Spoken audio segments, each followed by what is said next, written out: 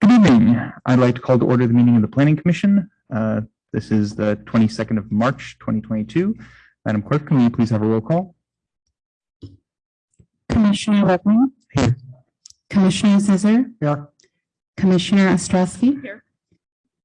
Commissioner Kamkar. Here. Commissioner Cray. Here. Chair Ching, Vice Chair Bookbinder. Here.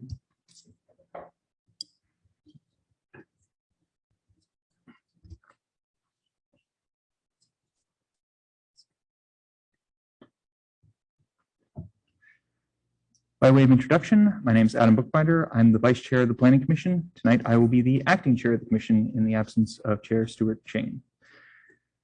Has everyone had a chance to review the minutes? Are there any corrections? Do I have a motion for approval? I move approval of the last minutes of, what was that, March 8th meeting. I'll second the motion. Thank you. Please have a voice vote.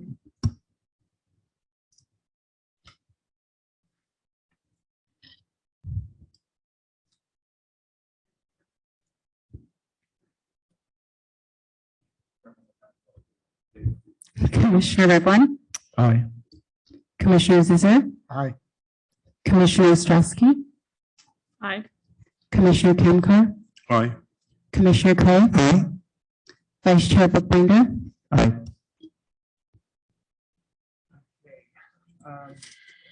Director Eastwood, do you have any communications, agenda modifications, or postponements? Yes, thanks, Acting Chair Bookbinder.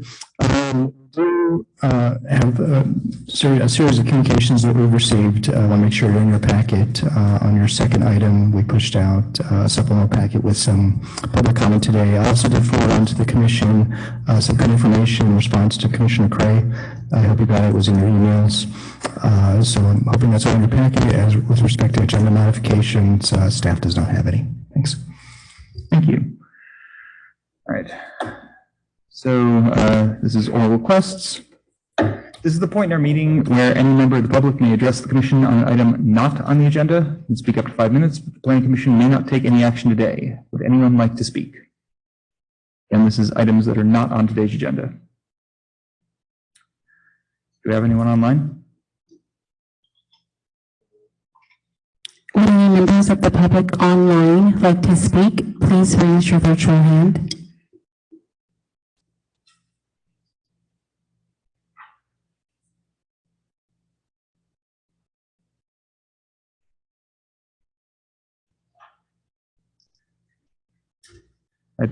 No one there? Okay, close the public comment. All right, so before we start with the regular agenda items, I want to provide some information on how we'll be conducting the meeting for each item. For each item, I'll announce it. We'll have a staff presentation. The Commission may have some questions for staff. After that, we'll open the public hearing. The applicant will speak first. Any public speakers who are physically present, then anyone who wants to chip in over Zoom. Then we'll close the public comment. Members of the Planning Commission may have questions for the applicant or any of the public speakers. Once we've received all the public testimony, we'll close the public hearing. We'll have a discussion, a motion, and a decision based on the nature of the item. Okay, so let's start with item number 1. Do we have any disclosures on item number 1? Okay, so item number 1 is a public hearing to consider a city-initiated zoning code text amendment, PLN 2021-187, adding new Chapter 2125 two-unit housing developments and Chapter 20.14 urban lot splits to the Campbell Municipal Code to implement SB 9, and amending various other sections of the Municipal Code pertaining to the regulation of accessory dwelling units, an amendment to the Campbell Village Neighborhood Plan, and a general plan amendment to the Santa Tomas Area Neighborhood Plan to incorporate by reference the proposed SB 9 implementation provisions. And our planner is not listed in here, but I'm guessing it's Daniel Fama? That is me. Okay. Thank you. Good evening. All right. So this evening, the Planning Commission is considering a draft ordinance to implement Senate Bill 9, as well as associated neighborhood plan amendments. SB 9 was adopted by Governor Newsom on September 16th of last year. The law effectively ends single-family zoning in the state of California by requiring that cities allow two-unit housing developments, which are basically two primary dwellings on each single-family zone parcel, in addition to otherwise allowable ADUs and JADUs. The law also allows for urban lot splits in single-family properties below the minimum lot standards that most cities have in place, though there is some exception in terms of ADUs. Just in terms of the potential impact of the overall effect of the law, the city has approximately 6,800 R1 zone parcels. Approximately 80% of those are within the R16 zoning district, and this is where the SB 9 ordinance would have the most effect. There are some limited exclusions, primarily properties that are listed as historic in the city's historic resource inventory, as well as any potential for some sites that may be hazardous waste sites or within a flood zone or natural habitat or within a delineated earthquake zone. In terms of some background on the law, SB 9 does allow cities to adopt objective zoning, design, and subdivision standards, provided that those standards don't preclude the creation of at least 2 units of 800 square feet each. The law also restricts our ability to impose setbacks to 4 feet for side and rear property lines, as well as to limit parking to 1 stall per unit, with some exceptions where no parking is required at all. The law also requires all applications be ministerially reviewed so that there is no public hearing or any discretionary review applied. The City Council authorized preparation of an interim ordinance that was adopted on an urgency basis at the December 7th meeting. This was necessary because SB 9 went into effect as of January 1st. The interim ordinance was extended by the council on February 1st and is now in place until October 1st, 2022, or until a permanent ordinance goes into effect. In terms of the draft ordinance for your consideration, the main pieces are a new chapter 2125 that would allow the 2 unit housing developments, and that would be contained within the zoning code, Title 21 of the city's municipal code. The second part would be Chapter 20.14, urban lot splits, contained within the city's subdivision ordinance to allow for urban lot splits. And then we also did provide a variety of cleanup revisions to the existing ADU chapter. The draft ordinance in terms of permitting process would piggyback on an existing permitting mechanism the city's zoning code already has in place called a zoning clearance. That would allow review of the entirety of an SB 9 application, inclusive of all proposed dwellings, including ADUs, and that would be required to be reviewed and approved prior to applications for building permits for those structures to be submitted. Urban lot splits would be processed through a parcel map, which is the final map side, which is a ministerial mapping process, also not subject to any discretionary review. To ensure that these projects are reviewed cohesively, a parcel map application for an urban lot split would need to be submitted concurrently with a zoning clearance so that staff would be able to review the proposed land division at the same time we are proposing the proposed dwellings on that property. Lastly, the ordinance also provides a mechanism to allow waiving of development standards based on a prioritization list that we'll get to in a moment. With regards to objective zoning standards, the draft generally reinforces and clarifies existing standards per the applicable zoning district and or area plan, though it does allow for the reduced 4-foot side and rear setbacks for SB 9, as well as the reduced parking requirements. With regard to design standards, these are new staff-generated design standards that attempt to incorporate best practices into the creation of these new dwellings. They are on the more conservative side as to generally preclude more modernist designs. So this is an area where the Planning Commission has wide leeway. These are effectively value judgments. There's not necessarily a right or wrong answer here. So just a quick recap of some of these standards. With regard to privacy, there are limitations on placement of second-story windows, prohibitions of rooftop decks, and limitations on balconies. We've also included some reasonable standards limiting the heights of entryways, doors, floors, finished floor, and limits to grading.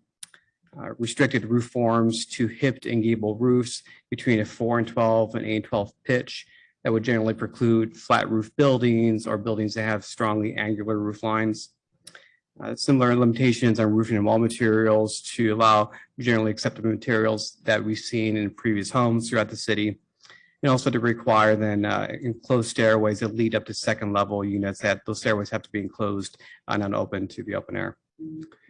With regard to subdivision standards, we're taking a new approach. The city's current subdivision ordinance does not have any language pertaining to the shape or configuration of lots. To address that deficiency, the new urban lot split provisions would create defined allowable lot types by illustration, and then define any lot type that's not defined as an irregular lot, which would be prohibited. The ordinance would also maintain a longstanding prohibition in double frontage lots. Those are lots that touch a public street at both the front and rear. With regard to the allowable lots, this would allow the normal type of lots that you would normally see in a subdivision, such as interior lots, corner lots, flag lots, cul-de-sac lots. And also new from the interim ordinance is pie-shaped lots, which we felt was also an appropriate lot type. In recognizing that SB 9 does allow for substantially smaller lots, we have also provided reduced lot width and frontage requirements that are consistent with what we anticipate seeing of lots that are in the ballpark of about 3,000 square feet. With regards to the actual minimum lot size, SB 9 has a very low minimum lot size of only 1,200 square feet. However, the smallest a lot can get is 40% of the existing lot size. So there's a 60-40 relationship in terms of subdividing lots. And then the ordinance would also codify SB 9 limitations on prior subdivisions. So an urban lot split can only occur once. You cannot keep splitting that same lot over and over and over again. There's also limitation on subdivision of adjacent parcels by parties that are acting in concert with each other, as well as a requirement for a subdivider to sign a document that they intend to occupy one of the lots for a period of 3 years, I believe. In terms of development standard exceptions, as I noted, SB 9 requires the city to waive standards if they preclude creation of at least 2 units of 800 square feet each. But the law does not provide any more guidance than that. So we are creating a prioritization list as identified here. The logic for this list is to try to allow buildings to first push out against rear setbacks and interior side setbacks that butt up against non-residentially zoned properties, since that tends to be a less sensitive interface, and then allow for reductions to street side setbacks from the normally applicable 12 feet to 5 feet, and then a reduction of the garage entry setback from 25 feet to 20 feet, again, allowing those buildings to push out a little bit. And if that doesn't solve the issue, then we now get into reductions to the maximum floor area ratio, I should say an increase to what would otherwise be allowed. And that would start compelling buildings to go upwards as a way to preserve open space on these properties. And if for some reason that limitation is still precluding creation of those 2 units, then we would allow reductions to the maximum lot coverage. That would allow buildings to then start to occupy a greater amount of space on the lot itself. Then association to the reduction of private open space. And then that starts to get us to reductions between the distance separation between buildings. So buildings start to get tighter. And then if all else fails, then we would need to reduce or eliminate any other standard that is now precluding creation of those 2 units. This is as objective as we believe we can create this provision. However, there's always some possibility that a individual may disagree with our application or interpretation of this provision. So property owners still can avail themselves of the right to appeal the director's interpretation of this provision. And that would go to the Planning Commission for decision. Other provisions, again, a lot of this is from SB 9, the law itself, restrictions on demolitions of homes that have been rented over the last 3 years or deed restricted as a below market rate unit, prohibition of short-term rentals, so Airbnb would not be allowed in new SB 9 units, and also just formalizing that the city's ability to deny an SB 9 project is only allowed if the building official makes certain very specific findings that there is a specific adverse impact. However, we have also indicated that a application that is found incomplete because it's non-compliant with the objective standards does not constitute a denial. That's simply an application where action will not have been taken. So in terms of overall build out in association with ADUs, so looking at the first graphics on the left, the first 2, this is the no lot split scenario. So under SB 9, an existing lot will allow 2 primary single family dwellings, as well as an ADU and 1 JADU.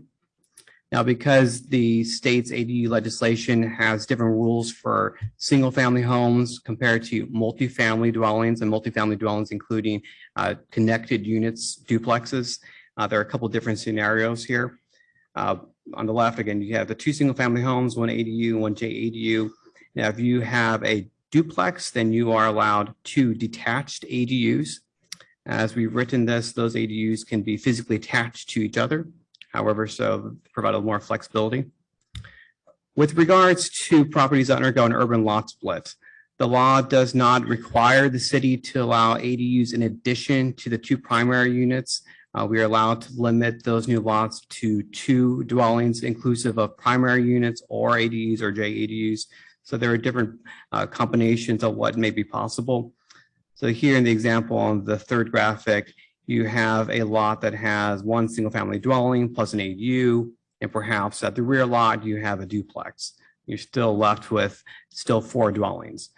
Similarly, the furthest right image, you have 2 back-to-back single-family dwellings, and then a duplex, also still limited to 4 dwellings. So in pretty much all scenarios, with a very narrow exception, you would have 4 dwellings on supposedly single-family lots. We took this opportunity also to clarify some ADU provisions, clarifying per the desk item of the revised ordinance that was emailed to you this morning, clarifying that the new definition of kitchen applies primarily to primary dwellings and ADUs, and then a lesser definition of kitchen of efficiency kitchen as it pertains to JADUs. So that does not require the actual provision of appliances, simply the plugs where somebody can plug in an appliance. Clarifying some past practice, 800 square feet of ADU square footage is exempt from floor area ratio and lot coverage requirements, allowing a little more flexibility in terms of architectural features to encroach into building separation distances. So currently, buildings between ADUs and homes, for instance, need to be separated between 10 and 5 feet from each other. Currently, that's measured eave to eave, and that's been somewhat problematic for some homeowners. So this would allow that separation to really apply to the walls of the building and allow the eaves to encroach into that separation distance. They're also clarifying that garage conversions to JADUs are not subject to a replacement parking requirement, which has been our practice and generally the intent of state law, but a little ambiguous as it's currently written. Trying to also learn from some past situations. Some members of the commission may remember a variance application at 309 Reading Avenue, where we had a homeowner who had a unpermitted ADU, and it was somewhat challenging because that structure extended along a non-conforming building line. In the end, it clearly was not worth the fight. So this ordinance would do away with the prohibition that caused that issue in the first place, such that existing structures that have substandard setbacks can be expanded along a non-conforming setback line, specifically including for ADUs. In terms of additional relaxation, as I noted, multifamily properties are allowed 2 detached ADUs. We're adding language specifically allowing those ADUs to be connected to each other, front to back, side to side, or as a 2-level structure where you have a second unit on top of the ground level unit. As noted, the draft also includes amendments to the city's Santa Moss Area Neighborhood Plan, which is technically a general plan amendment since the Santa Moss Plan is adopted as an appendix to the general plan. And this simply makes a reference back to Chapter 2125 and 20.14, and then a similar amendment to the Campbell Village Neighborhood Plan. I did want to point out that by creating this lateral reference, flag lots would now be allowed within Campbell Village. The plan itself does now currently prohibit those. The logic there is that flag lots allow for a greater likelihood that an existing dwelling can be retained as part of a subdivision, whereas a traditional land division provides a property line right down the middle, which generally would require demolition of a house. So by allowing the flag lots, we can further allow implementation of SB 9. The Plan Commission needs to make certain findings in order to recommend the draft ordinance and amendments to the City Council. Staff does believe those findings can be found in the affirmative, as noted in your staff report, and therefore recommends that the Plan Commission recommend that the City Council adopt the draft ordinance and the associated area plan amendments. Thank you. Thank you very much for that presentation. Are there any questions from commissioners? Let's go left to right. Commissioner Craig? Hey, thanks, Daniel. What a heck of a report. I know that really a lot of work, and I know that the state and all the cities are wrestling with this stuff, and the devil's in the details, and we're trying to figure these out. So I have 2 quick little questions and 2 a little bit bigger, but the quick ones, and it kind of came up right at the beginning of your presentation, but in terms of flood zone and earthquake zone areas that are not covered by SB9, is that very small for Campbell, or what? How many? There are a very small number. I think I noted in a footnote there are maybe less than 30 within the flood Was it in zone, a footnote of your report? and then maybe less than half a dozen that are within a very small earthquake fault line. And do we have any SB9 applications yet? Did Campbell get any? No, not yet.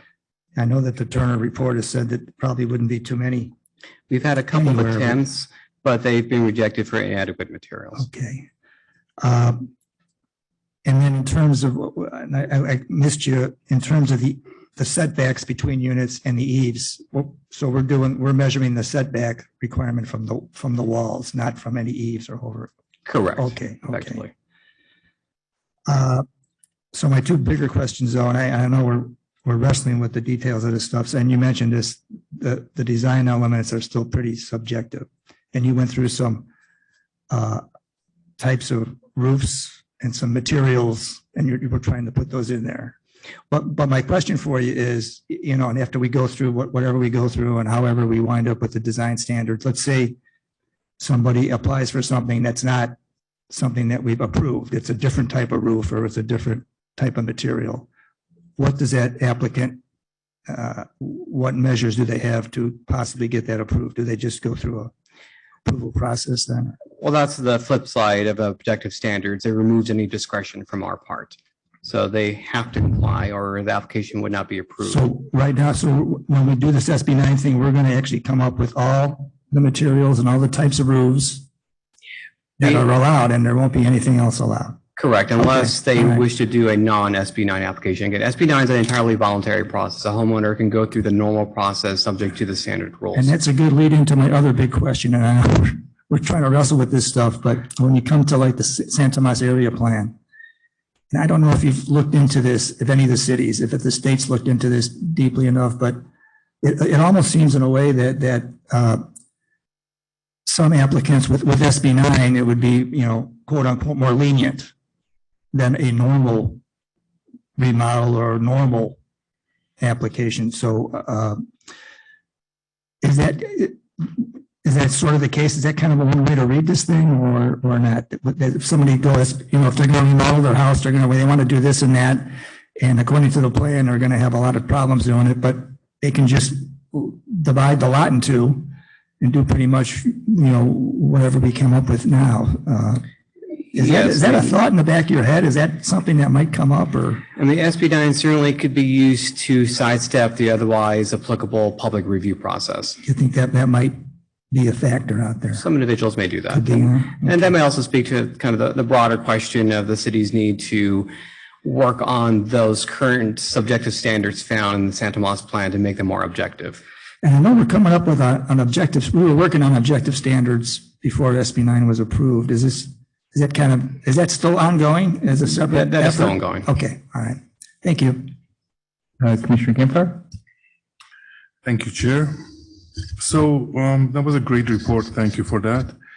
I need to preface my questions by mentioning that the city sent me to planning commissioner training last week, 3 days, you know, met with quite a few other planning commissioners from all other cities and planning staff and planning officials.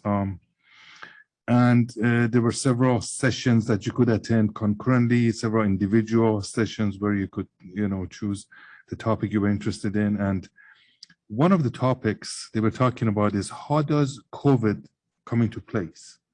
We're planners, we have to plan for the future. How does COVID play into our rule books? And one of the things they said was COVID taught us we may need places in our homes to act as office. Of course it did, you know, the unintended consequences was traffic was less, air, you know, got cleaner. And so where I'm going with this is that, are we in our summary of SB9 things that you were going through, we're not limiting the FAR for SB9 units, are we? No, the FAR is still what it is from the base zoning district. But by creating smaller lots, you're also then proportionally reducing the allowable size, of course, subject to that minimum 800 square feet that we need to allow. But of course, 800 square feet is not a very large dwelling. Right, but 800 square feet is the minimum, if they want to build, let's say, 2,000 square foot, and it's still under, let's say, 1 FAR on a given lot, it's still allowable, correct? Well, the FAR on most residential lots is 45%. So that would be a home that large on, for instance, a new 3,000 square foot lot would not be allowed because that would far exceed 45%. Right, what about on a, let's say, 5,000 square foot lot? Well, again, the 45% is proportional to the size of the lot. I mean, like anything, the larger your home, the larger your lot, the larger your home can be. Okay, well, thank you for that. That's, that's an acceptable answer to me. But it also tells me that, we need to rethink those things, given the COVID and other things. My second question was regarding the height. Is our biggest concern about the height of new units, privacy of the neighbors? Is that the biggest issue, or, Well, we're not limiting height. So height is still subject to the existing height maximums of the applicable zoning district. And that does vary a fair amount. Within the Santa Monica area, height is 28 feet. And outside Santa Monica area, it's 35 feet. And that allows up for what's called 2.5 stories. The half story effectively being a third level within the space that would be the attic. That's functionally accessible, fully conditioned as part of the house. what if an application comes in where they would fit, let's say, 3 stories within this 35 feet maximum? Is that going to be rejected because there's too many stories? So long as that third story is designed as a half story, again, within the attic space as defined, that will be allowable so long as they're still under the maximum FAR. I see. I mean, there is a point of diminishing returns, because again, the smaller you try to create a lot, the less buildable it is. Got it. Okay, thank you. I'll go last. So Commissioner Ostrowski? Yeah, thanks for that report. I was interested to understand, you mentioned the area plans and the removal of the lot, or the allowance of the flag lot split in the Campbell Village neighborhood. How do the other provisions in the neighborhood plans, how are those impacted by the SB 9 ordinance? Well, similar to citywide. So the Campbell Village neighborhood plan, for instance, in the R18 lots has a rear setback that is the lesser of 20 feet or 15% of the lot depth. So that would no longer apply. The SB 9 4-foot setback would now apply. And Okay, so it kind of trumps. it does trump these standards, correct? Okay, and then I also wanted to understand the that ratio or the lot split is not allowed to, the lots are not allowed to differ by more than 40 and 60%. Correct. And where did that number come from? That's directly from SB 9. Where the state came up with that, we don't know. Okay, is there any flexibility in that? I can imagine situations where you'd have a large lot and kind of a house that would be in a particular area where the split wouldn't be accommodated with the 40-60 ratio. The house would have to be moved or demolished. I think the way it's worded, it's a very stringent requirement. We cannot allow a lot that is less than 40% the size of the existing lot.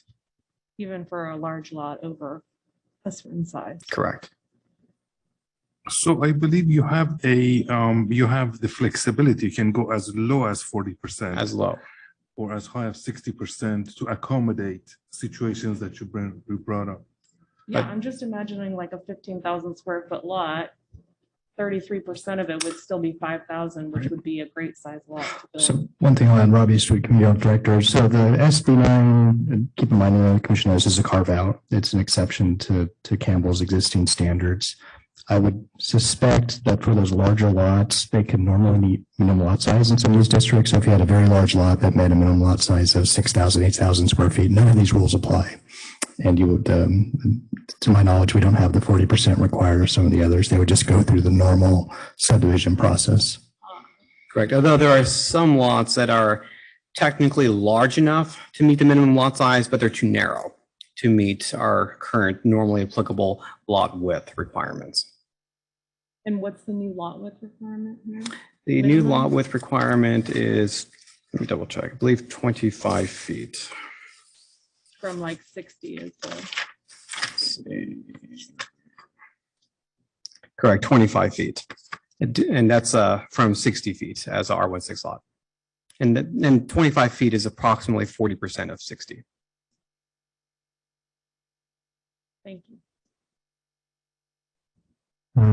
Commissioner Zisser, did you have any questions? Sure, absolutely. You know, I always have questions. So I can't imagine how long this took to handle. But first of all, on the examples here, on the no lot split with lot split, are these examples or are these what the city is going to stipulate is the allowable choices? These are concept examples intended to demonstrate the number of units. In reality, the big X factor is going to be the retention of existing homes. So depending on how that house is currently situated and how a lot may be created around it, that's where we're going to see a lot of diversion between properties. Okay, so in reality, it'll be like when somebody submits an application of, I want to do this, you're not limiting them necessarily to these choices. No, no, no. All right. The other question I had was on page 6, where it was talking about exceptions, and it talked about encouraging building outwards first rather than upwards. And I guess I want to better understand what that means, because it would seem to me that maybe sometimes people would want, it would be better to go upwards. I may have heard this wrong, but I thought it was the opposite, that we were encouraging upwards before outwards. Before Daniel answered, sorry, I just reminded our clerk, for the commissioners, just a soft reminder, get close to the mic. We are recording this and people online might be a little harder to hear. So, but go ahead, Daniel. So this would allow some buildings to go outward. I mean, at least the first, number 1 and number 2, particularly allow reductions when you have a property that's up against a non-residentially zoned property. So we're trying to push the building out against some of the softer interfaces before then allowing buildings to go taller. Okay, I'm just wondering if that's the right strategy, whether or not. So let me see if I can understand this. It's like the first choice would be to split the backyard from the front yard, say, and put it in the back space, second or whatever, the additional units in the backspace, rather than doubling the size of the house to a 2-story duplex. Well, this is certainly an area where it is a value judgment. I mean, this is an area for discussion of the commission. I mean, this was our best attempt. It's not the one and all right answer. I mean, there are certainly different ways to approach this issue. And if the commission feels that you would prefer to allow reductions or to relax on FAR first, then that's certainly something that you could recommend to the city council. The only reason I bring it up is that I was at the same conference and I seem to remember they've taken a different, the opposite approach. So somebody on the panel was talking about going upwards before going outwards. So I don't really. I mean, there's certainly trade-offs regardless, because I mean, if you allow buildings to go upwards, then you have more visible building massing, more potential privacy impacts. And then the converse, if you try to allow buildings to be more on the lot, then you lose more open space on these properties. Okay.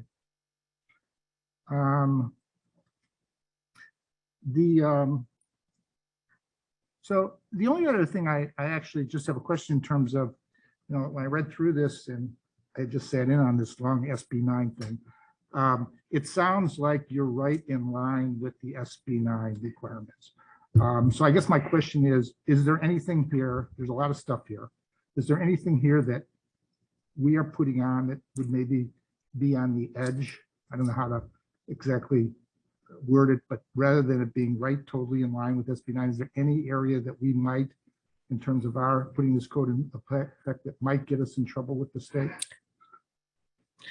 I think the area that we're being more creative would be this area in terms of creating lot types that are allowed or not, because that's a very prescriptive way to allow land division.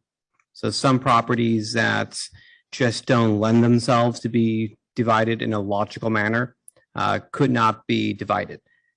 Now, SB9 allows the city to create objective subdivision standards. So there's some expectation, at least in our opinion, that would mean that sometimes projects cannot comply with those objective design standards. And whenever you create standards, you inevitably have some projects that cannot comply and therefore cannot be approved. Now, some individuals and other agencies may look at this differently because this does diminish the ability of some properties to be subdivided, but there is a public health and safety issue here of ensuring logically created lots in terms of neighborhood preservation and character. Thanks, Daniel. I'm done. And Commissioner Rivlin. I have a question about parking. So if the lot split occurs and you have two primary residents and two ADUs, or just four is kind of the maximum, it seems like, from one lot, you are only required to have one stall per primary residence. Is that correct? So if you have a house today, it has two. Now you have 4 units and you still only need 2 stalls at some parameter. Correct. And then those parking stalls can also effectively be the driveway. Okay. I guess there's no way to, that's in SB 9. So there isn't a way to require further parking. Even if we did, most likely that requirement would preclude a lot of SB 9 projects, and we would most likely be having to waive that requirement most of the time. Thank you. I just wanted clarification. Thank you. And then on heights or second stories, I've kind of heard the question a few different ways. In situations in the past, we'd had applicants want to add a second story in a street that had no second stories, and there was a lot of debate on the dais here that, well, it doesn't fit the neighborhood look, and that is, I assume, not an objective standard. Or am I pulling at straws here, where now a neighborhood without any second stories could add ADUs or second units above all the houses on the street? Correct. So we, under various state laws, the city cannot now adopt more restrictive requirements than were currently on the books. That's a couple of years ago. So that would also include prohibiting second stories. But there would have to be a second unit and have a second entry and a second kitchen. So all those minimums would still require. So it's unlikely that everyone wants to add a second kitchen to every house on the block. But I mean, correct. I mean, if you want to create a fully functional dwelling unit, that does need to have a kitchen. And again, that's a little different with junior ADUs because state law on junior ADUs is a bit more permissive. And so we have revised that definition to be more in alignment with the intent of the state law. And last question, thank you for bearing with me. Oh, private open space, does that include sidewalks and driveways, or it has to be like a softscape space? Private open space is an area that is at least 10 by 10 in dimension outside of the required front or street side setback areas. Effectively, it's the backyard space. And the 10 by 10 dimensions basically means that if you have a building that's at a 5-foot setback, that space behind a building that's 5 feet in depth is too narrow to count as open space. But then there's also or is this a different section where it says, it's, I think, number F, private open space, that says a minimum of 750 square feet. Is that a different requirement? That is the current R16 requirement. Okay. And that would be preempted or reduced to 100 square feet? No, as created, the current R1 standards still generally apply unless it can be demonstrated that the application of that standard is precluding development as allowed by SB 9. So that would be a case-by-case factually determined determination. So for instance, that 750 square feet, if just the particular geometry of the property, if you just have to put that second house where the backyard space is, and then if that's the thing that precludes someone from building that unit, that would be an exception that we would have to grant. Okay. Lots to consider. Thank you. I believe Commissioner Ostrowski had another question. Yeah, so I see what you're saying here about the lot split and everything, but how would properties that kind of start as irregularly shaped lots be handled in terms of the lot split potential? Well, it depends on the exact shape of that lot. Some irregularly shaped lots could potentially result in a normal shaped lot. And it's actually one of the reasons that we did add the pie-shaped lot, because that type of lot could come out of a current existing irregular shaped lot. So can you show me what you mean in your diagram by that? The pie, well, I guess can't really zoom.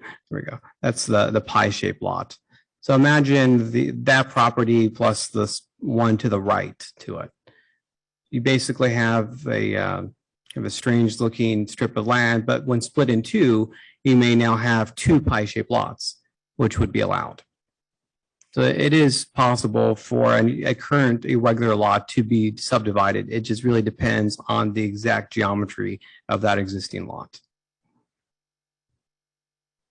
And we've taken this approach because in the past, we have had situations where individuals through lot line adjustments have created very bizarre looking lots to simply work around existing buildings. And that's really not in the public interest, in our opinion. So this is a very clear and objective, a very visually illustrated way for these new lots to be created. Could it be the other way though, where the frontage part is narrow and goes out to a larger area in the back?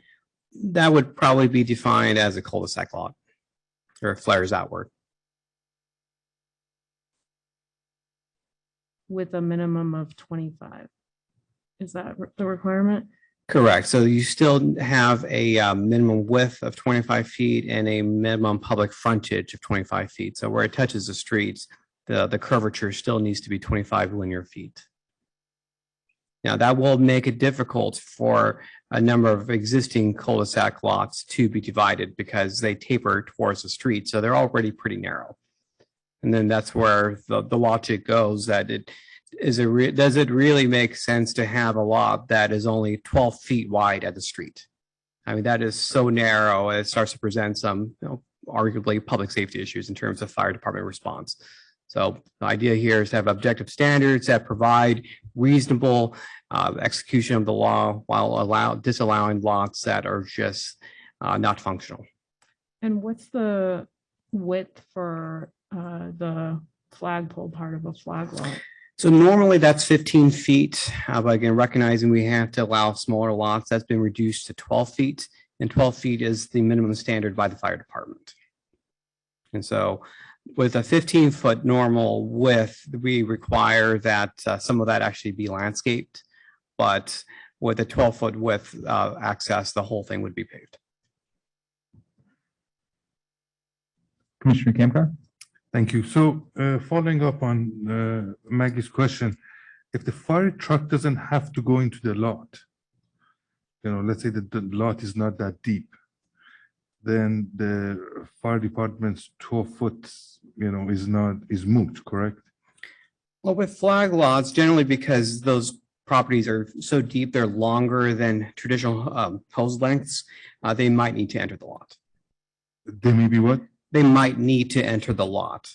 Or if it's a medical emergency, the ambulance might want to get as close to the house as possible so they don't have to carry out the individual further than they need to on a gurney. Okay.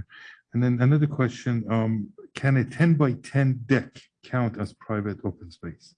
Yeah, so within a private open space area, that can be landscape, you can have concrete, you can have a deck, you can have a swimming pool.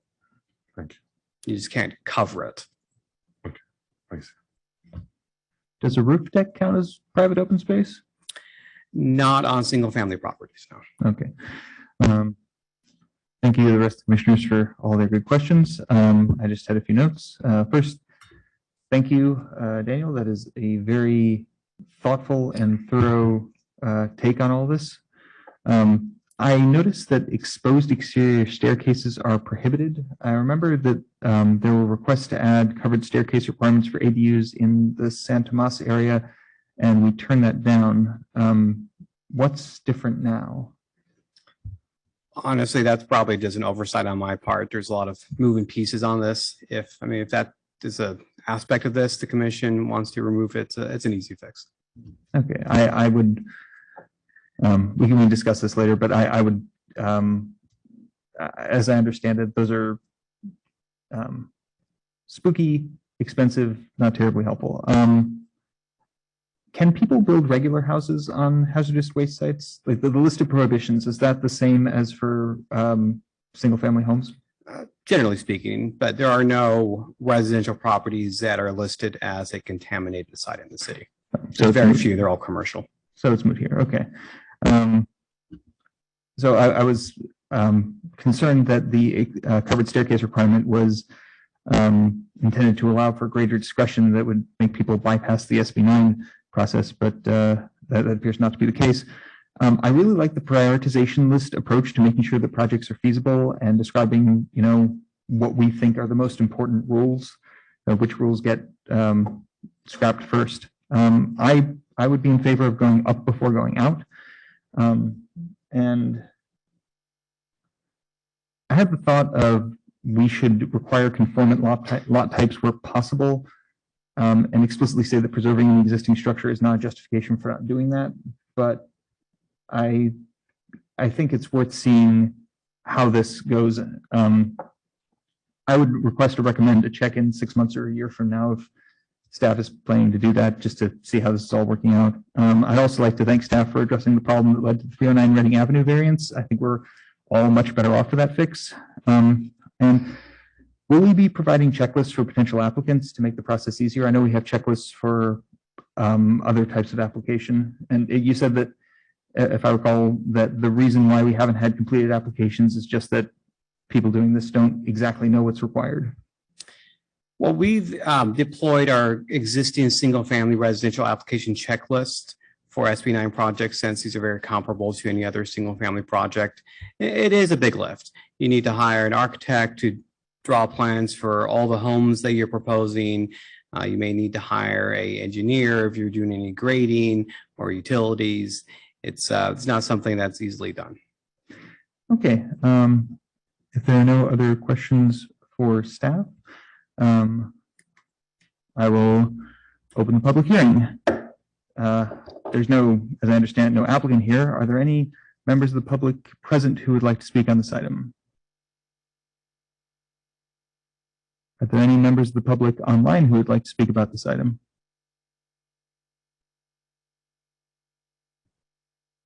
There are none online.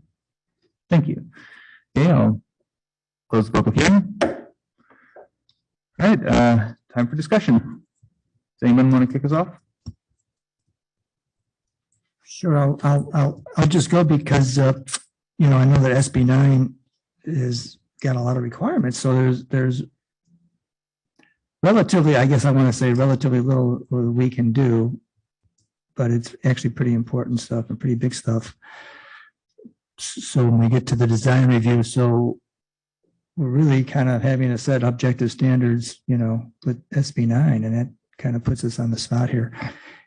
What the staff came up with, I don't have anything off the top of my head on even researching any different type of roof, any different type of materials. The question of the staircase being enclosed or not is something we can debate. That's fine. Yeah, six of one, half dozen of the other on that. And I'm also honestly on the up or out. Again, I don't know. I don't have a strong feeling either way. I think that the main thing for the SB9 is trying to get more housing. We all know we need more housing, and we're going to see how this flies. I don't think it's going to be a big deal for below market rate housing, unfortunately, which is our bigger need. And that's also a different issue. But I guess I'm trying in a long roundabout way saying that I don't have anything off the top of my head that would go against the staff recommendation as written although I see that there are certainly some items there that some other members of the commission and the community might have some thoughts on. But I did like the exceptions list. I thought the priority order was pretty good. And I like the lots, the lot split regulations. I think we covered it on the roofs and the materials in terms of the great majority of houses. And I guess that's my 2 cents for now. Thanks. Thank you, Chair.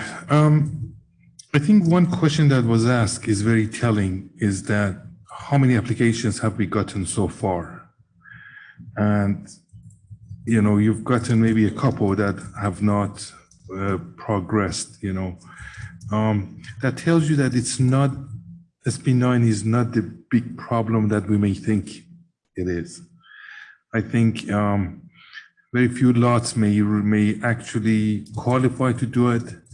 And even then, the homeowners, one of the questions I asked when I was at the conference was, nobody talks about the mortgage or nobody talks about the money as to just because your lot may have the room, you may not have the means to subdivide. Subdividing is not cheap, and so even if a lot did meet a lot of the geometric conditions we're talking about, it may not be the right timing, for it to happen. So I think, we gotta be cognizant of that.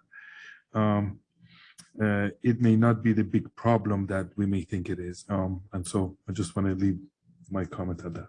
Thank you. Commissioner Shasky? Yeah, thank you. Yeah, so I think it's really important that we take a look and make sure that we're being as least prescriptive as possible, so that, getting to the last point that was made, that when there are opportunities for people to create more housing, that they are going to be able to do that in whatever way it's going to fit their budget, the lot size, the lot shape. And that's kind of why I asked the question about the 40 and 60%. And I understand that there is not an opportunity to adjust that based on what I heard, but I think we probably want to think about being a little bit more open-minded in terms of the lot shape, or reducing the frontage that's required, because I think it's going to be in those situations. I mean, I think we're going to see that where people are going to have a certain shape, they're going to have an existing house. You're not going to want to demolish that house in order to get like a 50-50 and relatively equal type of frontage. So in order to kind of work around that 40-60 requirement, we want to add some flexibility to the shape. We already have flag lots, one property behind the other property, next to neighbor's property and closer to the property that's to the rear of it. So I don't really see how adding flexibility there would pose some unintended consequence that isn't the goal that we're trying to achieve, which is to have the flexibility and possibility of creating more housing for people. Can I just ask a question of the city attorney? Does SB9 require lot splits to be at most 40-60, or just require the city to allow lot splits of at least 40-60 in terms of disparity? Basically, I was just looking at my notes on that, and I'm going to have to give you an answer. I'm going to have to pull up the statute itself. So if you hold that question, I'll get the answer for you. Absolutely. Just to be clear, I'm asking, can the city say allow 30-70 lot splits if we want to, because that includes 40-60 lot splits? Were there any other discussion points? I mean, the other thing I wanted to say is when we worked on the ADU ordinance, we heard a lot from the community about adding flexibility to everything that we were talking about, as far as allowing people and reducing the lot size to allow people to build their ADUs, and the flexibility associated with adding more housing. And I think back to all of those comments when we think about what we're putting forth here. I will add that given those 4 options that were shown by Daniel earlier, you do not have to split the lot. You can still build up to those 4 differing types of units without the splits. So I think that while it is restrictive in the sense the owner can still reach a maximum. I guess what they're prevented from doing in some instance would be to sell half of it. Yeah, I think that's the big thing is if you're going to make the investment and you don't want to be a landlord of 4 units, but you want to build a property that somebody else then can purchase and live in terms of providing more housing, as opposed to providing more land, landlordship. That's the difference. The other thing I wanted to add is the roof pitch. I guess we might want to discuss whether or not, flat roofs are an option, because I've seen some pretty nice recent modern type buildings with flat roofs. So that is something we can maybe talk about. And I have one more, but I forgot. So my only notes here is I think that it's reasonable to say, we don't know exactly what's stopping people. I think it's very reasonable to like this. We're clearly doing this in good faith. So I think it's reasonable to do our best here and check in a year from now to see how it goes. If, Los Gatos has permitted 3 dozen of these and we've permitted none, we should take a second look. I don't think that's going to happen, but I think it's okay to just do our best here. I think this is a really good set of rules. Basically, I'd remove the covered staircase requirement, and that's all I would change. And I guess flat roofs also sound reasonable, but those are all of my thoughts. Go ahead. Oh, attorney. Yes, Commissioner Bookbinder, in answer to your question, what the statute actually says is that one parcel shall not be smaller than 40% of the lot area of the original parcel. So essentially, you couldn't have a 70-30, 40% of the original lot size is the smallest you can go. Understood. Okay. Commissioner Zissou? Yes. So I would just want you to take another look at the upwards versus outwards thing too. And I've been thinking about the flat roof and stuff like that. The lack of I've always when I walk through the neighborhoods in Campbell, some of the cleanest neighborhoods are houses that look a lot different from each other, and they don't always look alike. So I've always been a little bit bothered since I've been on the commission about this prescription of, same gabling, same roofing, because if you go around not only the Bay Area, but in other places, and you look at some of the nicest neighborhoods, whether it's Willow Glen or Los Gatos or some of the nicer neighborhoods of Campbell, like in the downtown, houses look a lot different. They're not all looking alike. And that actually makes it quainter and, as we know, more valuable. So I'm all for looking at ways to make building houses a little bit more flexible in terms of not having to look like the guy next door. So the other thing is about, although I agree with Commissioner Kinkar that maybe this is not going to be a big deal, I don't think at this point in time it'll give us any indications. Too early in the game. I think we need, people don't know about SB 9. We didn't know about SB 9 until a few months ago. So I think until, the word gets out and people start to understand what they can do with their properties, we won't have a good idea of how impactful it is. The Turner Center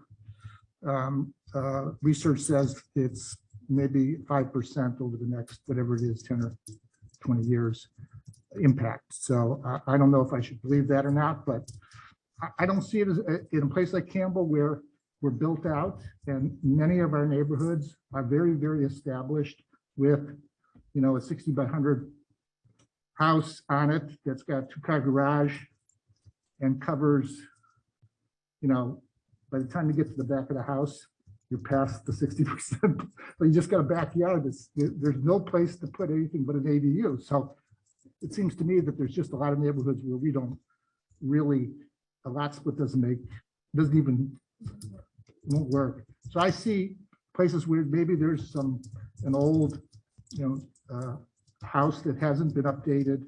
That maybe was small, 1,300, 1,400, 1,500 square foot house that somebody is going to think about maybe taking that property and updating it to something for SB9. But other than that, I mean, we just have so many mature neighborhoods where the lots are kind of filled with 2-car garage homes where the math doesn't work other than putting an ADU in the back. So I'm not terribly worried about it.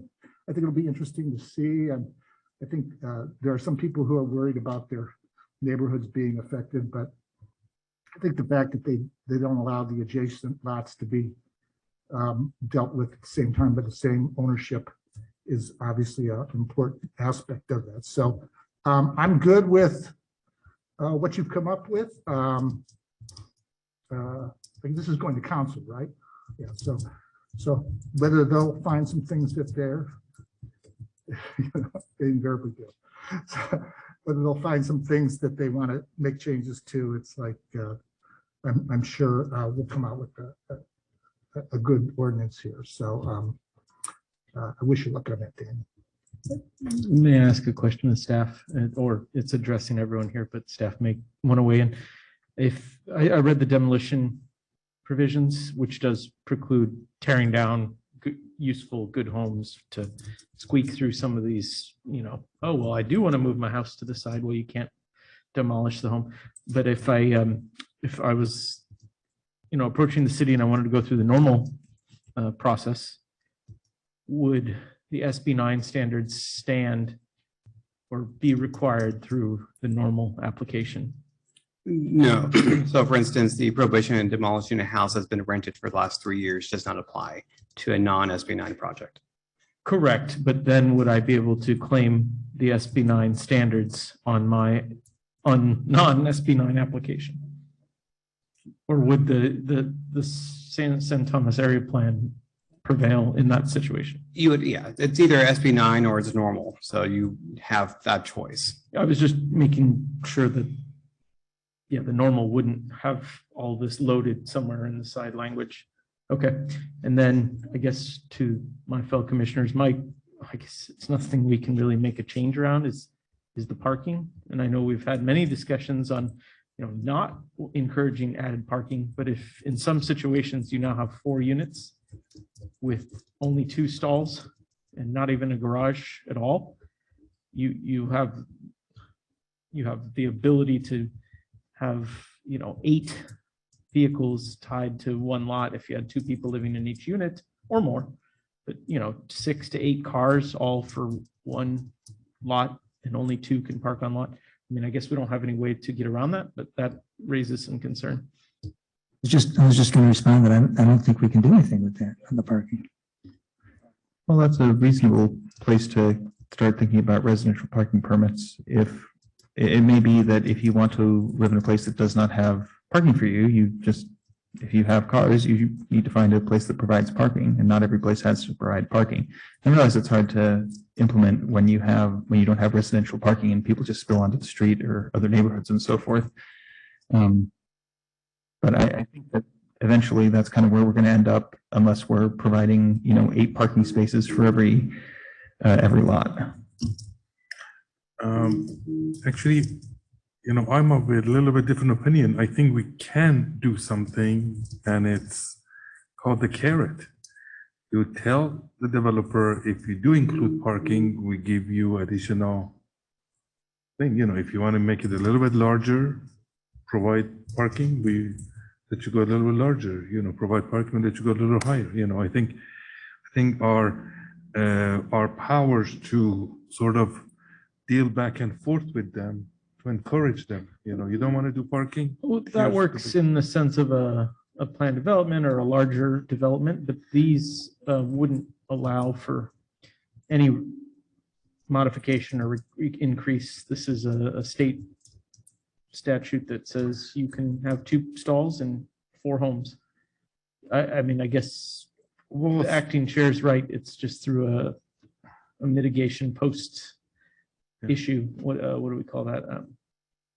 Well, that is the opposite of the carrot, but Stick, you know. I don't know. I think if my understanding of it is correct, states minimums that we have to have.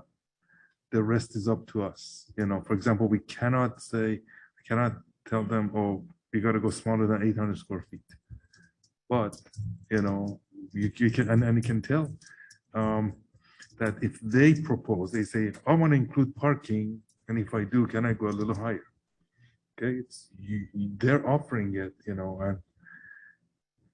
I don't know. It's just a thought, maybe I'm wrong, but that's how I would have approached it. Because developers themselves, or whoever, let's say, homeowner wants to develop next door and sell it, a house without parking is not as valuable as a house with parking. So that also plays into the whole equation, and I think Daniel had something. Just thinking out loud in terms of offering a carrot. I mean, I suppose one way to approach that would be to allow for a garage of maybe 400 square feet or 200 square feet to be exempt from FAR. And that would effectively allow someone to build it without then compromising the ability for them to, but you are now allowing even more building, more structure onto a property. And just based on the language of the statute, though, I don't know that I can have complete confidence that would fly. Certainly, there's nothing to prevent somebody who wants more parking from having more parking. But the language of the statute is very clear that on an SB 9 project, the maximum off-street parking is 1 space per unit. So that's not the maximum required. That is the maximum. That is the maximum, yes, that is allowed. Well, allowed probably isn't the right word. The maximum we can require is 1 space per unit. And I don't know if we can actually get around that by offering a carrot. I imagine that would come under some scrutiny. Good thinking. Okay. Do we have any other notes? Do we have a motion? I support all the other comments, the roof potentially if we have a little more discussion, but the stairway probably needs to remain open because I think we investigated that prior and did have it open, like you mentioned. What was the other one? There was one other. The lot splitting, being less prescriptive. However, yes, but how are we allowed to? It sounds Yeah, like I think what we can't do is we can't say the 40/60 can be greater, but in terms of how the house is situated on the lot and how the lot is split to retain the 40/60 ratio, I see. we can be flexible around that. Yeah, I think we can be less prescriptive about the shape of the lots. Although I'm not sure how necessary that is, and I do understand what Daniel was saying about how you can end up with a lot of very oddly shaped parcels, and that's pretty hard to undo. I also want to be on the record supporting a flexibility when it comes to the shape of the roof, whether it's flat or not necessarily have to be gabled. I'm supporting more flexibility. Yeah, I think I appreciate that because, making things like they were in the past is kind of like saying, to somebody who's going to design a brand new car, well, you still have to keep the engine in the front. Right. We know there's a lot of different possibilities nowadays. You think about solar paneling and insulation types and different clean energy alternatives. And I don't think we can imagine like what would be optimal for providing flexibility to accommodate that type of benefit. I'm trying to think real fast here on the flat roofs. I agree with, all the possibilities and the diversity is good. But I think, and who knows, I don't know what I don't know really, but once you put it in, then anybody anywhere can put a flat roof on any SB9 project anywhere they want. And I'm trying to think if that's, I can see spots where that, wouldn't be, you would think that the developer, the homeowner, wouldn't do it if it wouldn't look good, but okay. I don't know if we're opening up.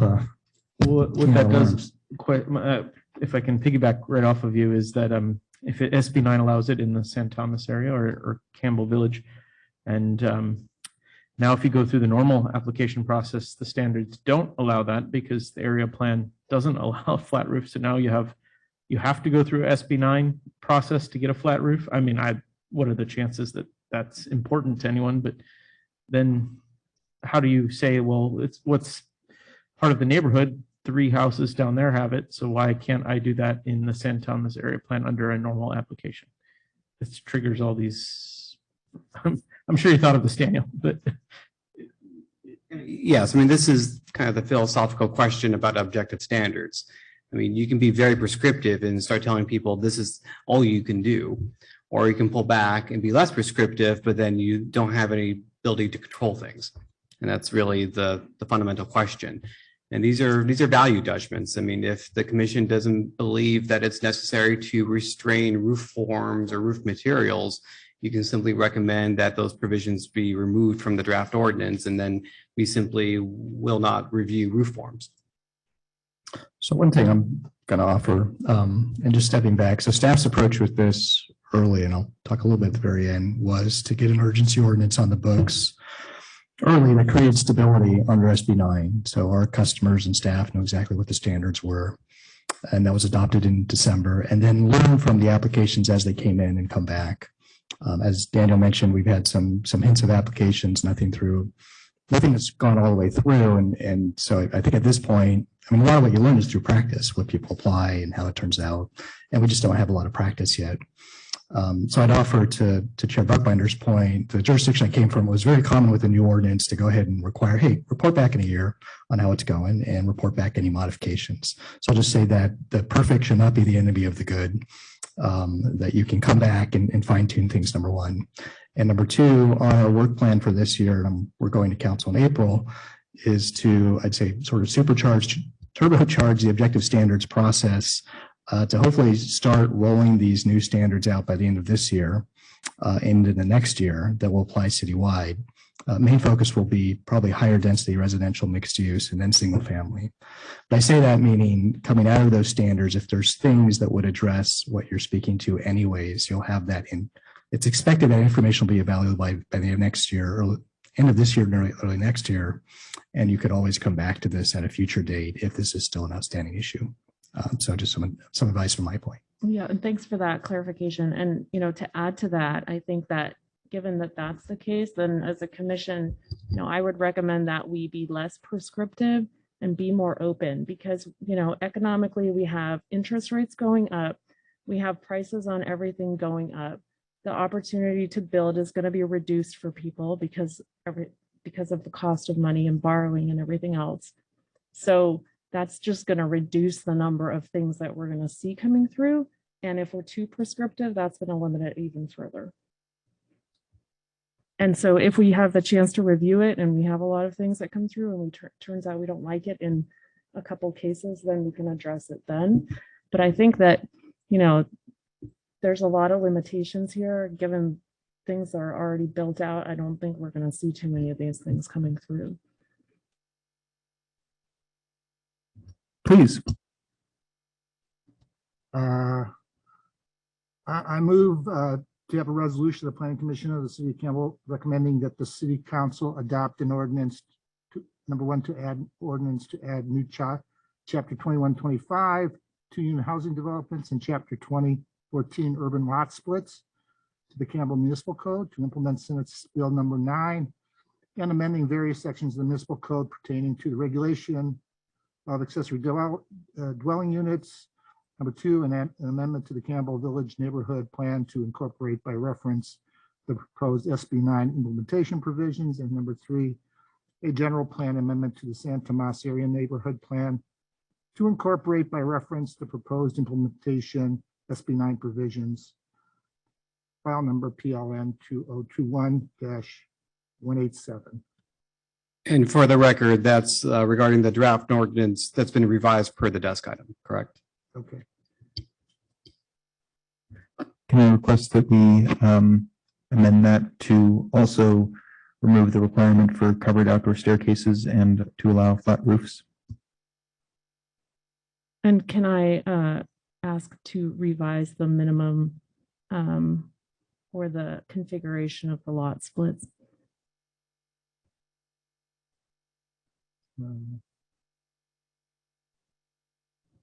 Point of procedure, is this, we're asking Commissioner Zisser if he is okay with this? I'm not clear I would go with those amendments. I would rather let regarding flat roofs and then I think you're talking about the 4060. No, No, we can't change that. No, can't do that. But the lot shapes. And lot shapes. So I'm not clear on that suggestion. That might warrant more discussion because again, we need to be objective. So if the commission wants to allow greater types of lots, then we need to actually understand what that means. And I'm not clear on the staircases. Is that something definitely? Well, currently, outdoor staircases have to be enclosed. I noted that previously, when this was proposed, we turned that down for the Santa Tomas area for ADUs. I think that mandating covered outdoor staircases is a bit much, and we decided against it previously. Sorry, mandated. I don't know if you covered were on the outdoor commission at staircases. that. I don't know if you were on the commission at that time, but we decided, to move furniture and do a small ADU on a second story. There were many pieces to this, so I can't remember all of the historical reasoning. But also, we live in so one was moving items in, two was the cost of construction, and I'm just sharing these on the fly. And a third provision or thought on that reasoning was that we live in a climate that's not requiring of closed staircases. So if you're going up to the second floor, do you really need this tunnel or chamber to get into your house? There may be more thoughts on that, and I'm sure we could go look at the historical record, but those are some good reasons not to require. Okay. And I would support that. Is there other consensus on that, Commission? All right, so I'd agree to that one. I'm not sure. I think we ought to let the staff look at the business about changing rooftops and come back to the planning commission with some recommendations. Because we will, so we'd also recommend that they come back and report on how this has gone in a year. And if it turns out that there's a huge backlog of people who want flat roofs or who want to split regular lots or something, then we should take that into account. So I go with the motion with the staircase amendment, and then all the things that have the other adjustments that were included. The revised draft, The revised draft, but not the flat roofs. not the flat. and what about the geometry of the lot splitting? I don't think we had consent. Can we take a quick straw poll on just hands I for? don't know if we know enough about that issue. So I think in that image right there, what we're looking at is basically, well, do you want to explain it, Daniel? Correct. So new lots would need to meet one of the physical types of lots as defined by the text and the illustrations. So if a lot didn't physically fit one of these types, it would not be allowed to be created. So I think the challenge is that most homes have a lot that's kind of towards the front, 20 feet, from the front setback, and they're kind of in the middle. And if they're smaller, you might have like some amount of space on either side, but if you're going to split it down the middle or nearly down the middle, which is what 4060 dictates, then you have to demolish the house. Because your line is going to go right in the middle of it. I would add though, in that scenario that you would likely see a flag lot as an option that would allow a narrow strip of land, then the new lot would be in the back. But of course, I mean, that is going to be challenging. I mean, you're right, many homes that are 60 feet wide, you only have 5-foot setbacks on either side. So it would be very difficult to subdivide a lot like that without demolishing or partially demolishing an existing house. Yeah, and I think, you know, what I'm thinking here is that the larger lots kind of have the house offset to one side to some extent, or they have a different shape to them anyway, because they originated in Santa Moss, where there were some less, you know, prescribed cookie cutter lot shapes that were created at the same time. So I'm thinking about how do we maintain the flexibility so that if there is the ability to leverage that land that's there to build another house, how can we let people do that? Yeah, Well, I would note that the shapes are only required for if you're doing a lot split. You can still fit 4 units by putting, you know, a double stack ADU in the back and a junior ADU in the basement. You have 4 units on the land. Yeah, but I think like a regular homeowner is not going to be able to fund building 4 units. You have to basically be a developer who might as well do a plan development, right? You want to provide somebody with the ability to build it and then sell it, because otherwise they're sinking a lot of cash into a project that they're basically going to be renting it out for, and that's going to be less likely. That's fair. I would still be in favor of giving that a year to just see what it looks like. But I think that's a good point, but we just don't know enough. Like, we don't really have experience with that. That's where I'm coming from on that. Well, I guess the other question is, what do we change to make it specific to what you're trying to accomplish? Yeah, I mean, something along the lines of like being able to have a dividing line and then another dividing line, rather than just splitting it with one straight line. And that would get around some of the differences in the challenge. Would that not be a flag lot, or could you verbally draw The that? challenge with the flag lot is then you have to maintain the 40-60. So to maintain 40-60, it almost has to be done in half. So it's being constrained. Well, That only works if like, doesn't the flag count as part of the 40?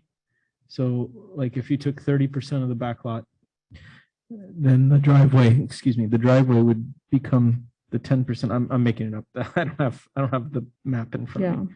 But I mean, is there some recommendation that staff can make to add some flexibility to that? Well, I mean, this is, sorry to interrupt, but this sounds like it's exactly what staff was saying, that we don't want to have irregularly shaped lots. Like, if we can make sort of jigsaw pieces, that makes things a lot harder to manage down the line. I'm just wondering what Daniel's thoughts were. I mean, I completely agree. I mean, you can remove all this and simply allow lots to be created as the developer proposes them, but absent any objective standards, and that removes our ability to deny. So we could see unusual shapes, things that maybe just don't make a lot of sense, don't really know, since this is such a new law.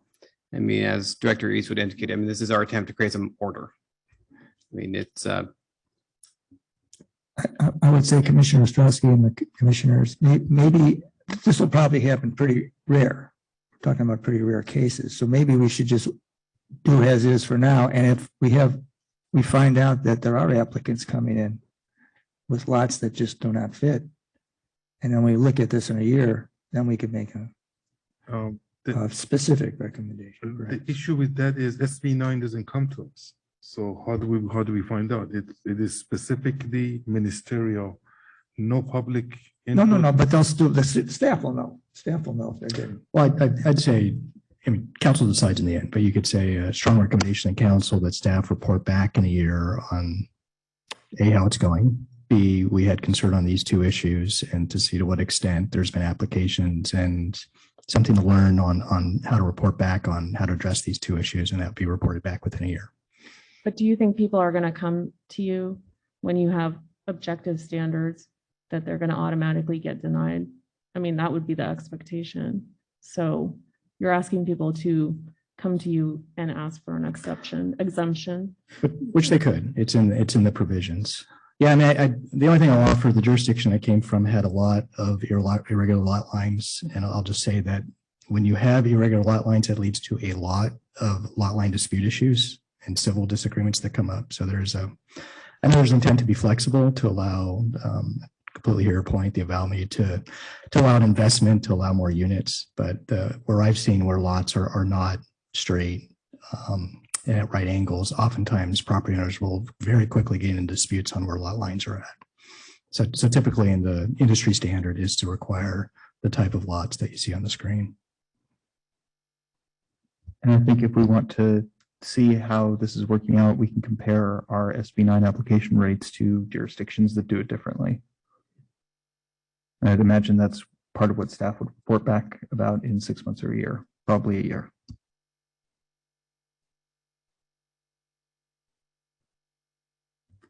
So maybe we could just put that in the motion, Commissioners, this for a report back in a year. And then perhaps we could look at the lots and flat roofs then. Yeah, absolutely. Yeah, you could put it in motion to the council to request that report back in a year and those issues. This is a motion that I already stipulated. We can include the stipulation that we revisit this within a year regarding lot shapes and types to review that and determine whether or not there needs to be changes or additions. Totally acceptable from staff, yes. Okay, do I have a second? That be a second? I'll second. Could I please have a roll call? Commissioner Revlin, Aye. Commissioner Zizzer, Aye. Commissioner Ostrowski, No. Commissioner Kamkar, No. Commissioner Cray, Aye. Vice Chair Bookbinder. Aye. Okay, that is item 1. Can I request a short, like 3-minute recess? This item will now go to the City Council, a date uncertain. May 3rd. That's right, Chair Tate. Before we close, I just want to add a quick 20-second comment. Kudos to Daniel Fama. So if you've been watching SB9, Campbell was one of the first jurisdictions to come out early with standards, urgency ordinance. I'll say a lot of jurisdictions have followed Campbell's lead. If you look throughout the ABAG area, a lot of have looked at our standards and replicated those. We got a fair amount of press, and even those stakeholders on both sides of the issue in the press have come out and commended Campbell on its approach. And I'll say all that comes down to Mr. Fama, who is the author and proponent of these. So I just want to add those kudos. If you type into Google SB9, it's interesting. The third Google hit on it is Campbell's SB9 ordinance. So.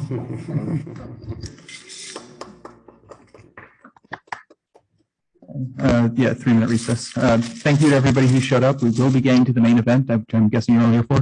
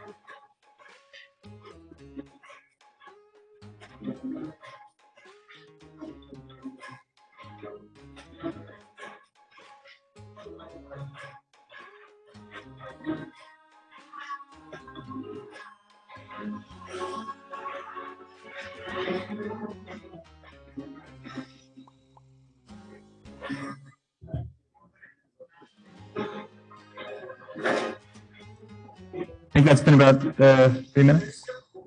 Or we'll wait for Commissioner Ostrowski. Sorry, I did not realize we were not all here. As soon as Commissioner Ostrowski returns, we will continue. Echo.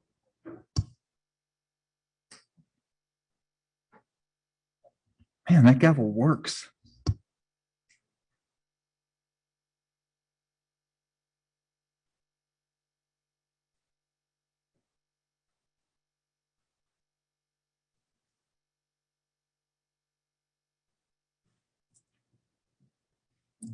Take your time, Tracy.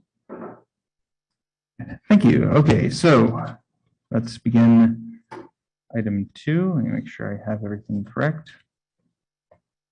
Okay, so item 2. This is a study session for the Planning Commission to consider and provide feedback on a pre-application with conceptual plan to demolish an existing 2-story commercial building, construct a new 7-story, 75-foot mixed-use building containing ground floor commercial use and up to 56 residential units on upper floors. It's also an opportunity for the applicant to receive and consider feedback by staff, Planning Commission, and the public at the initial planning stages of the project. Review by the Planning Commission is required as specified by Campbell Municipal Code, Chapter 2141 pre-application, as the pre-application involves over 40 dwelling units and is over 20,000 square feet of building area. And presenting this will be Tracy Tam, Associate Planner. So before Tracy starts, I did just want to give a formal introduction to Tracy. I know she wasn't here at the last meeting, and introduce Tracy. She's our new Associate Planner, comes from San Jose. As you've seen, we've put her right in the deep end and here to present this item. So with that, Tracy, if you're ready, I'll hand it over to you. Having some technical difficulties. One moment, please. Please speak up a bit. Sorry, we just need a quick minute to load up the PowerPoint. Should be hopefully 30 seconds or less. Thanks for your patience.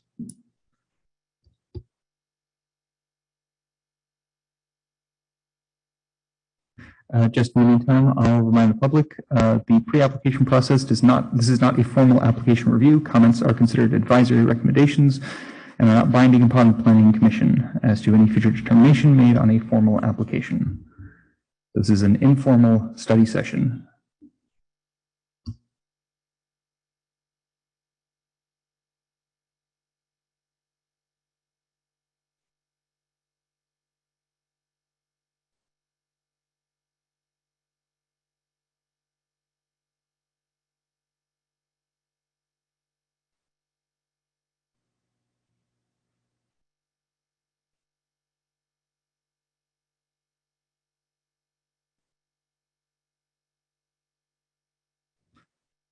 If it would be helpful, I can read some more of the outline while you, just to take a little pressure off you folks.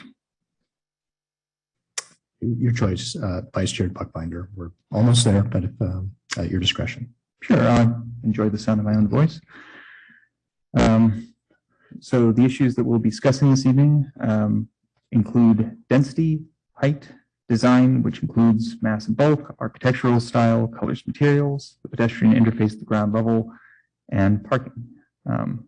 The high-level issues are discussed throughout the report, and I'm sure Ms. Tam will be presenting them to us. And so we're going to be providing feedback and taking input from the public on that.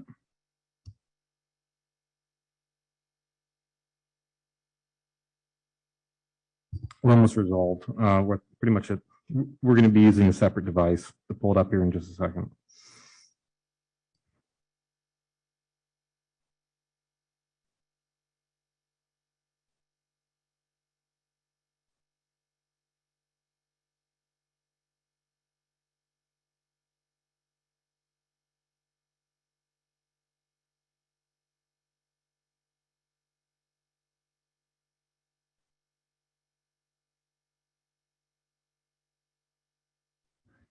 Once again, I do very much appreciate everyone's patience here.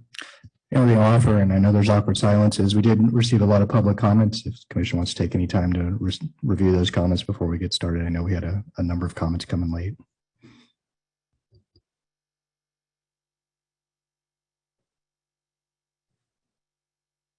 So I think we are ready, and if it helps, one of us can advance the PowerPoint. Tracy, if you're ready to go. Take us away.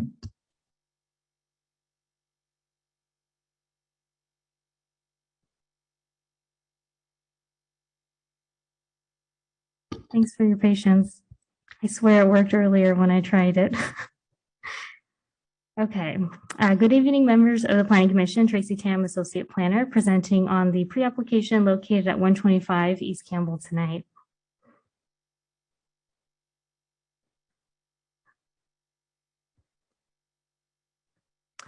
What's in front of you tonight is a pre-application request. It's not a formal application. The purpose of tonight's study session is to provide an opportunity for the Commission city staff, and the public to review the proposal in the early stages. It's also to inform the applicant of any comments of the commission, staff, and the public before submitting the formal application. Again, it's not the pre-application is not considered a formal application.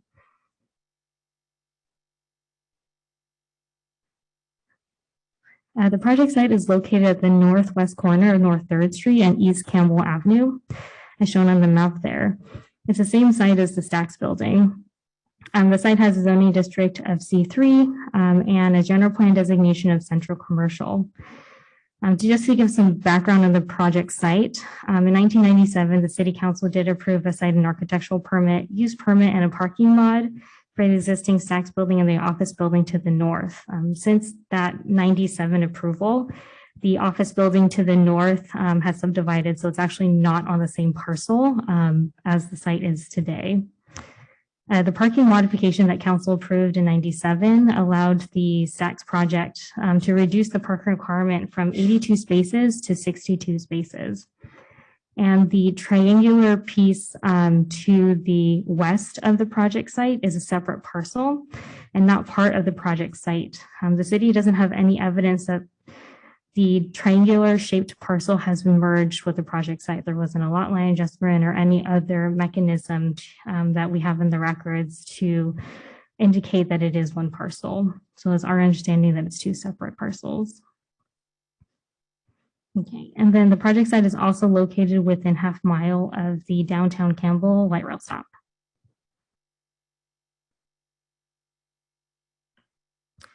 Now, to speak about the pre-application proposes to demolish an existing 2-story commercial building and to construct a new 7-story mixed-use building with ground floor commercial uses and 56 residential units. These 56 units are proposed to be affordable units. The applicant has expressed an intent to submit an application under Senate Bill 35 or SB 35 for short and state density bonus in the future, but this is not that application.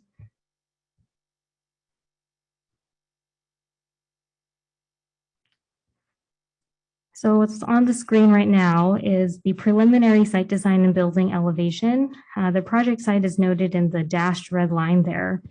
Staff is still investigating the ownership of the triangular shaped parcel to the west and will likely require a title report to illustrate the owner history a little bit better. There's nothing in the city, again, there's nothing in the city records to indicate that the triangular shaped parcel is part of the project site itself. As illustrated by the site plan, the Stacks building is proposed to remain.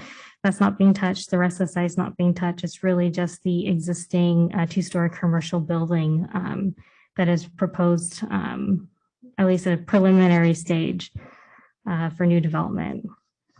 On the elevation drawing to the left-hand side, you can see that the commercial spaces proposed at the ground floor level kind of indicated about that brown color at the bottom, and then upper floors for the residential units with the balconies.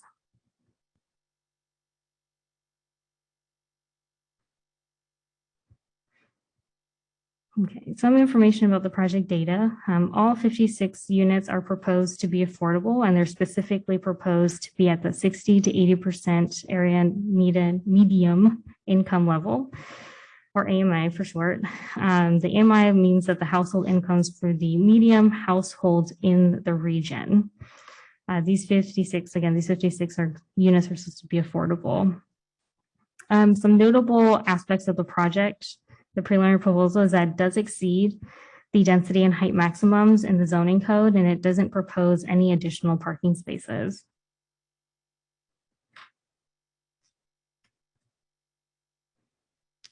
So on the screen, these are the aspects in which the Planning Commission should focus on tonight to provide feedback not only to the applicant, but also to staff for the formal application. These are sort of high-level items that include density, height, design, the pedestrian interface, and parking. I'd like to note that staff has provided, at least for the design portion of it, the third bullet point, staff has provided some architectural examples for the commission to consider. It's in attachment 3 of your packets.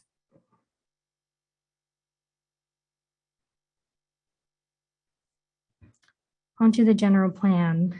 The project site has a general plan land use designation of central commercial.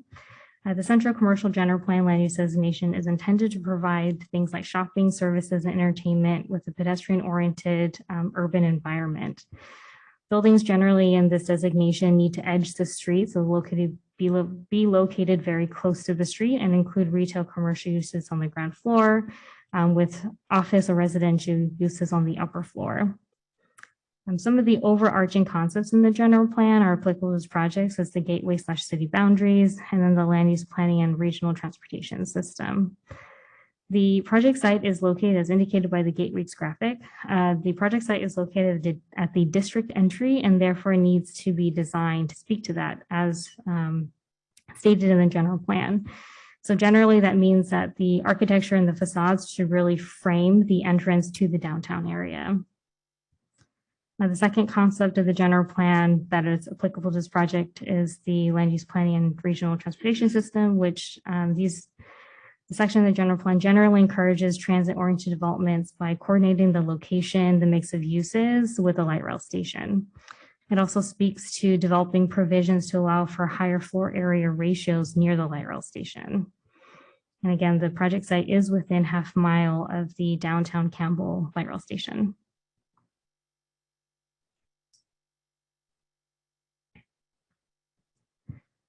The project site is located within the boundary of the downtown development plan and standards, and therefore it is subject to the policies and strategies contained within this document. However, it does need to be noted that many of these policies and strategies are not considered to be objective as required by Senate Bill 35, which I'll discuss later in the presentation. With respect to this plan, staff did review the project in these general categories on the screen.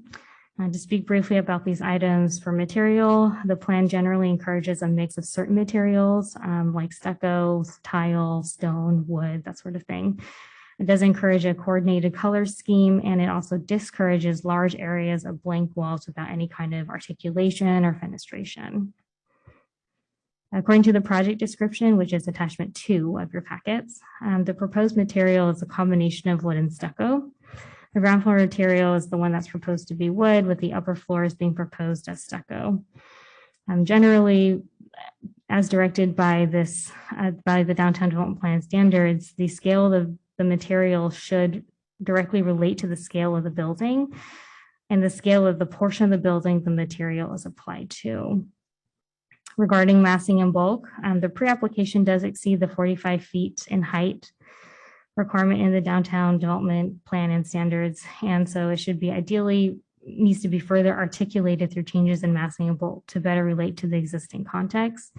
The pre-application is encouraged to include additional massing breaks to provide additional interest and just to create visual bulk. For the pedestrian interface, the ground floor commercial spaces should ideally contain distinctive entrances, so unique from each other. And one way to achieve this is to recess the entrances to the individual tenant space and changes in materials to differentiate the two. Also, an all-weather area should be considered for this project for the ground floor, just to encourage the year-long use of an outdoor area in the event the restaurant or something, decides to move in. They have an outdoor space. Lastly, for architecture, overall, the elements of the building really should relate to each other. For example, the curved balconies don't quite seem to relate to the modular form of the building, and the pitched roof, sort of the ground floor, doesn't seem to relate to the more contemporary nature of the building. That's generally a more traditional roof form.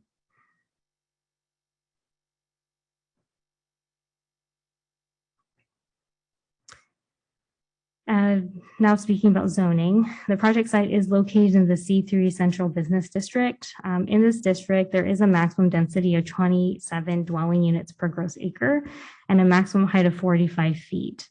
The zoning code also has provisions for minimum required parking, in which case for this project alone, not including the stacks building, but just the new construction portion of it is 131 parking spaces. The existing stacks building parking requirement is 62 parking spaces, as council had approved a parking modification in the 90s. So taking into account the parking requirement for the existing stacks building and then also the preliminary proposal in front of you tonight, the total parking would be 193 parking spaces. I should note that the applicant is not proposing any additional parking.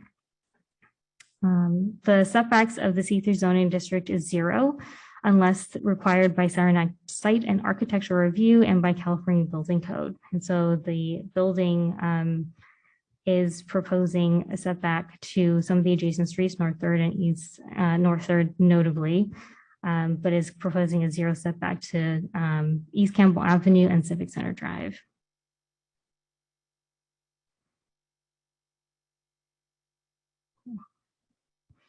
So there are 2 applicable state laws for this pre-application, 2 being the Senate Bill 35 and state density bonus.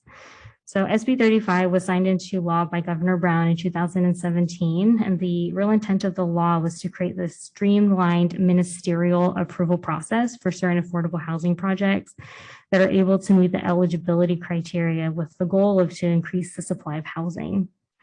SB 35 also does require jurisdictions to evaluate projects on objective standards only, and it does define what an objective standard is.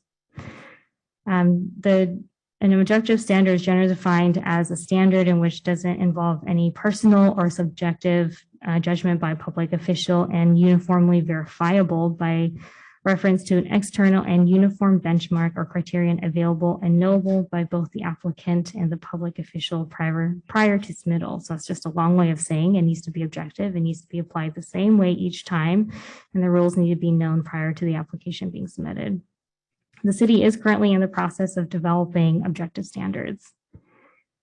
SB 35 also mandates timelines for project approval and requires jurisdictions to determine whether the project meets the eligibility requirements. There's 12 requirements as detailed in the staff memorandum, and 60 days for projects that are 150 units or less. It also requires a jurisdiction to render a decision within 90 days for projects that are 150 units or less. It does limit the jurisdiction ability to impose parking requirements if certain criteria is met. Generally, if the project site is located within half mile of public transit, if it's in like an architecturally or historically significant historic district, if the on-site parking permits are required but not offered to project residents, and if a car share vehicle is located within a block of the project site. So those 4 things, if the project calls for one of the 4 things, it does limit the jurisdiction's ability to impose parking requirements. Lastly, SB 35 does require jurisdictions to consult a tribal consultation in which the jurisdiction will be reaching out to see if they would like to comment on the project, if they have any feedback. Okay. Moving on to state density bonus. This is the other state law that's applicable to this project. The state density bonus is a mechanism in which allows developers to obtain exceptions to local development standards in exchange for building or donating land for affordable or senior housing units. These exceptions can include things like density, height, setbacks, lot coverage, open space requirements, parking, things like that.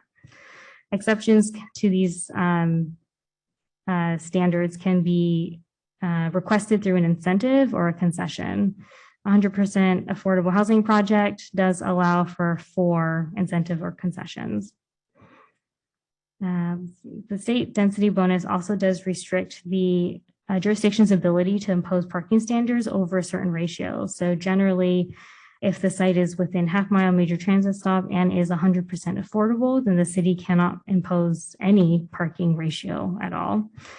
In the cases where the city can impose a 0.5 parking ratio per residential unit is if the project is a rental or for sale project with at least 11% very low income or 20% lower income units that are located within half mile of the transit stop. And if the project is a for sale project with at least 40% moderate income units also located within half mile of a major transit stop.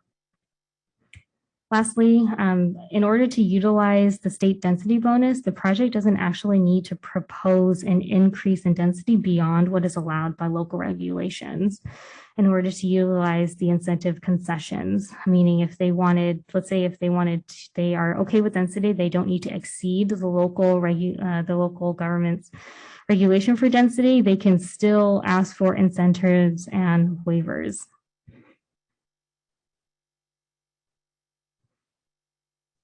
Okay. So this is just a summary table of Campbell's development standards. What is allowed to be changed by SB 35 and what is allowed to be changed by state density bonus. You'll notice that the state density bonus column allows for the developer to modify a fair bit of Campbell's development standards. So just on the screen here, we have a line item for density, floor area ratio, and height. I should note for height, it does also allow, it's not noted on the size, and it's the slide, and I apologize for that, but for height, it does allow for the developer to request an incentive or a concession to go even higher than what is shown on the slide.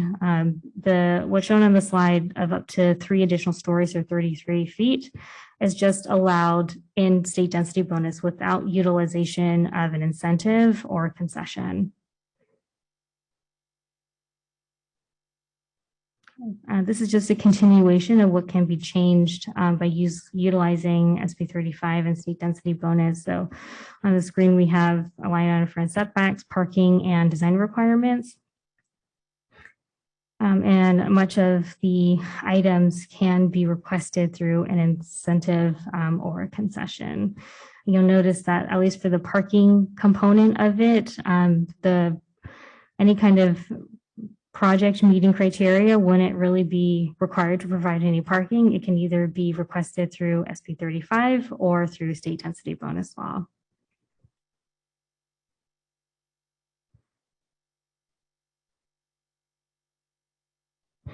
So I just wanted to put the slide on the screen again so the commission can provide feedback on these particular items to staff and the applicant. I know this is following the whole state law discussion of what the city can or cannot be imposing, but it doesn't preclude the commission's ability to provide feedback. That is still something that can be had, although the implementation of that feedback might be a little bit challenging. In conversations with the applicant, they have stated an intent to work with staff on this application, and so I think the feedback would still be very beneficial as he is open to that feedback. One item before I conclude staff's presentation I wanted to speak on is the what is considered an 100% affordable project. I know this was asked, and for the purposes of calculating density, and I say this the caveat because density needs to take into account the existing residential units on site. But as far as under the provisions of state law, the preliminary proposal is considered an 100% affordable housing project, even though there are some combination of market rate units currently on the site. But the way that the bills are structured and the intent of these bills, the preliminary application would be considered an 100% affordable project and is therefore able to use the streamlined provisions in SB 35 and use the provisions in state density bonus law. And with that, that includes staff's presentation. Thank you very much for the excellent presentation. Let's go from this side to this side. If anyone has questions.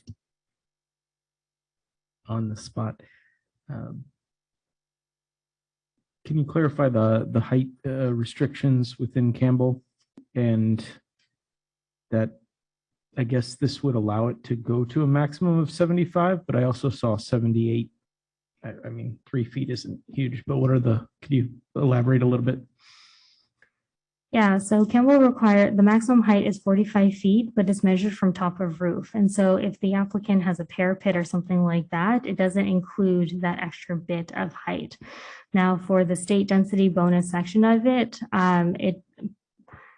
without using an incentive or concession, a project is allowed to, if it's eligible, if it's allowed to increase the height 3 additional stories or 33 feet. Now, that doesn't mean that it's necessarily capped at that amount, because again, the developer could choose to use one of their incentive or concessions to get even more height. So if Campbell's maximum is 45 feet, and if you add 33 feet to that, that's a 78 feet tall building. Using a concession or an incentive can actually go beyond that amount. So I just want to be clear that the 3 additional stories or 30 feet is not necessarily capped at that amount. And I apologize, I know it's not reflected in the slide. Yeah, that's fine. Does the city not have a moratorium on a certain height, or that's not considered in this situation? The city does have a maximum citywide height that was adopted by initiative of 75 feet. However, the state requirements would likely override that. Thank you for that clarification. And then my other question is, does it matter if this property is put for sale, even if it's affordable, or for rent? And do we know, or we can ask the applicant when they speak? The applicant has expressed that it will be a for rental product, and it does matter if it's 100% rental or not in a couple of ways. I don't believe SB 35 differentiates the two, if it's a for sale product or if it's a rental product. I think if it meets the eligibility criteria, regardless of sale or rent, they're allowed to go through that streamlined process. For state density bonus, I believe there are some differences in for rent or for sale as it relates to some things like parking, but because this site is located within half mile of a major transit stop, it doesn't really matter. Okay, well, thank you for answering questions, and welcome to Campbell on this interesting project. Just if I can throw in a note about density bonus projects or SB 35 projects being able to override local initiatives. I believe it's 330 Distal Circle in Los Altos. I think there was I could have this wrong, but I believe it was a voter adopted density maximum that they used a density bonus to exceed. Commissioner Zisser, do you have any questions? Sure. In my understanding of this, it appears that if SB 35 is used, it's going to basically override our density, parking, height limitations that we have. However, on page 8-9, where it says for SB 35, there are 12 eligibility criteria, and then you list 9. Okay, so I'm not sure whether there are 3 are, but the criteria number 7 says must meet objective general plan zoning subdivision and design review standards in effect at the time the application is submitted. Now I read that as if we're already in the general plan, have a 45-foot limit for downtown and other requirements for parking and density, that if we meet the objective general plan zoning subdivision that's in effect, we should be able to hold to that. That seems to be a discrepancy between that and what we're saying about SB 35. So this is a great example how these different state bills do not talk to each other nor reference each other. And unfortunately, that is not an atypical situation. And so while you are correct in that standard 7 does say it does need to meet objective general plan zoning subdivision and design review standards. So that would imply the maximum density of 27 dwelling units per the gross acre, and then also the maximum height limit of 45 feet.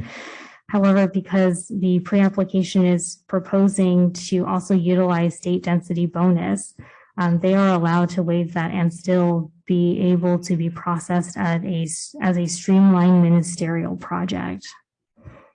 Okay, so you're saying that that actually doesn't really apply then? That is overrided by the SB 35 and the density bonus? Well, because there is state density bonus being considered too, that's why it's a little wonky. Now, if the application, let's say it's not this application, but a separate application is not asking for any kind of state density bonus or any incentives or waivers, anything like that, and it's just under SB 35, then correct, they would be held to those standards. But because it's sort of a dual state law combo here that is being considered, things get a little bit strange. I'm not sure how helpful that is, but it appears to me that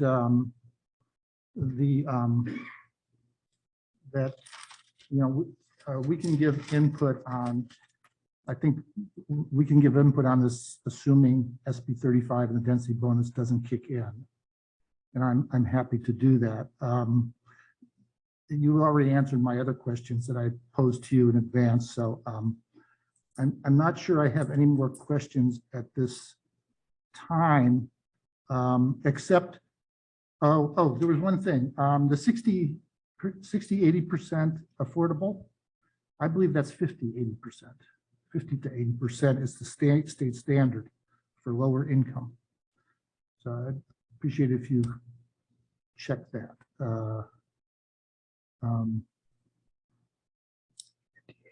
And then, yeah, I don't know if we really want to get into the affordability thing on this stuff, but I mean, my own, I have questions about, I understand what the affordability ranges are. I guess my question, one question I have is, it appears that, I just want to confirm that the owner can pick one range, that if you put in 100% affordability, you don't have to have a range of affordabilities in that. Does the state require, when you have 100% affordability, to have a range of affordabilities? Because they're applying for one range. We know that? Yes. So for your first question, the very low affordability level is at 50%, and then the low is at 80%. So you are correct on that. As far as the state requiring a certain percentage of affordability, I don't believe it's a factor in SB 35, but if Bill would like to jump in and correct me.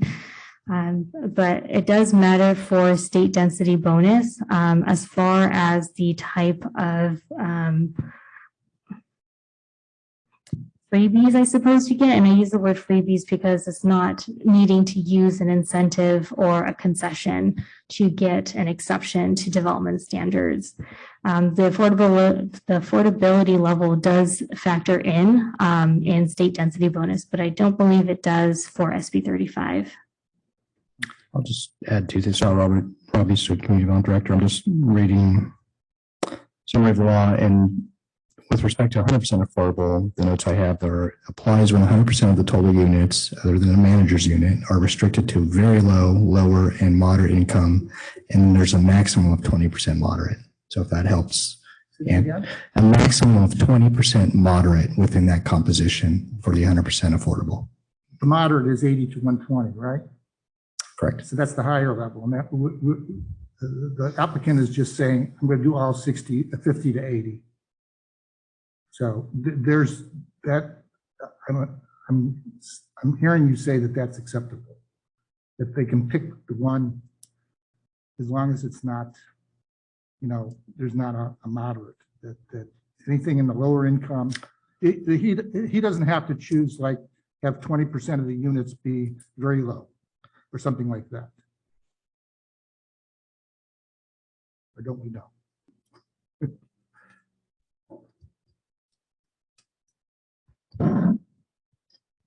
Yeah, I could read to you what I mean, there are a couple of options in the code. I could read them to you, but they talk about percentages of the Bay Area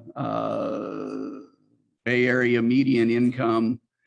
And there are a bunch of different ones. So I don't know that reading them would be all that helpful.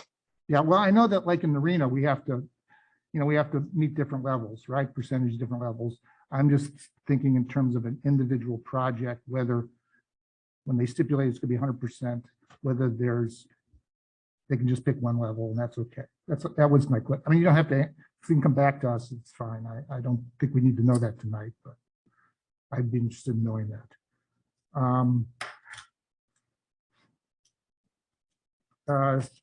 Since it's pretty clear to me on some of the on all the other issues, I'll just reserve for when we give our opinions and inputs on the different areas of concern for later. Thanks. Commissioner Ostrowski? Thanks. I was just curious about what the planning department's thoughts are in terms of how many cars we would expect. Planning staff, I should say.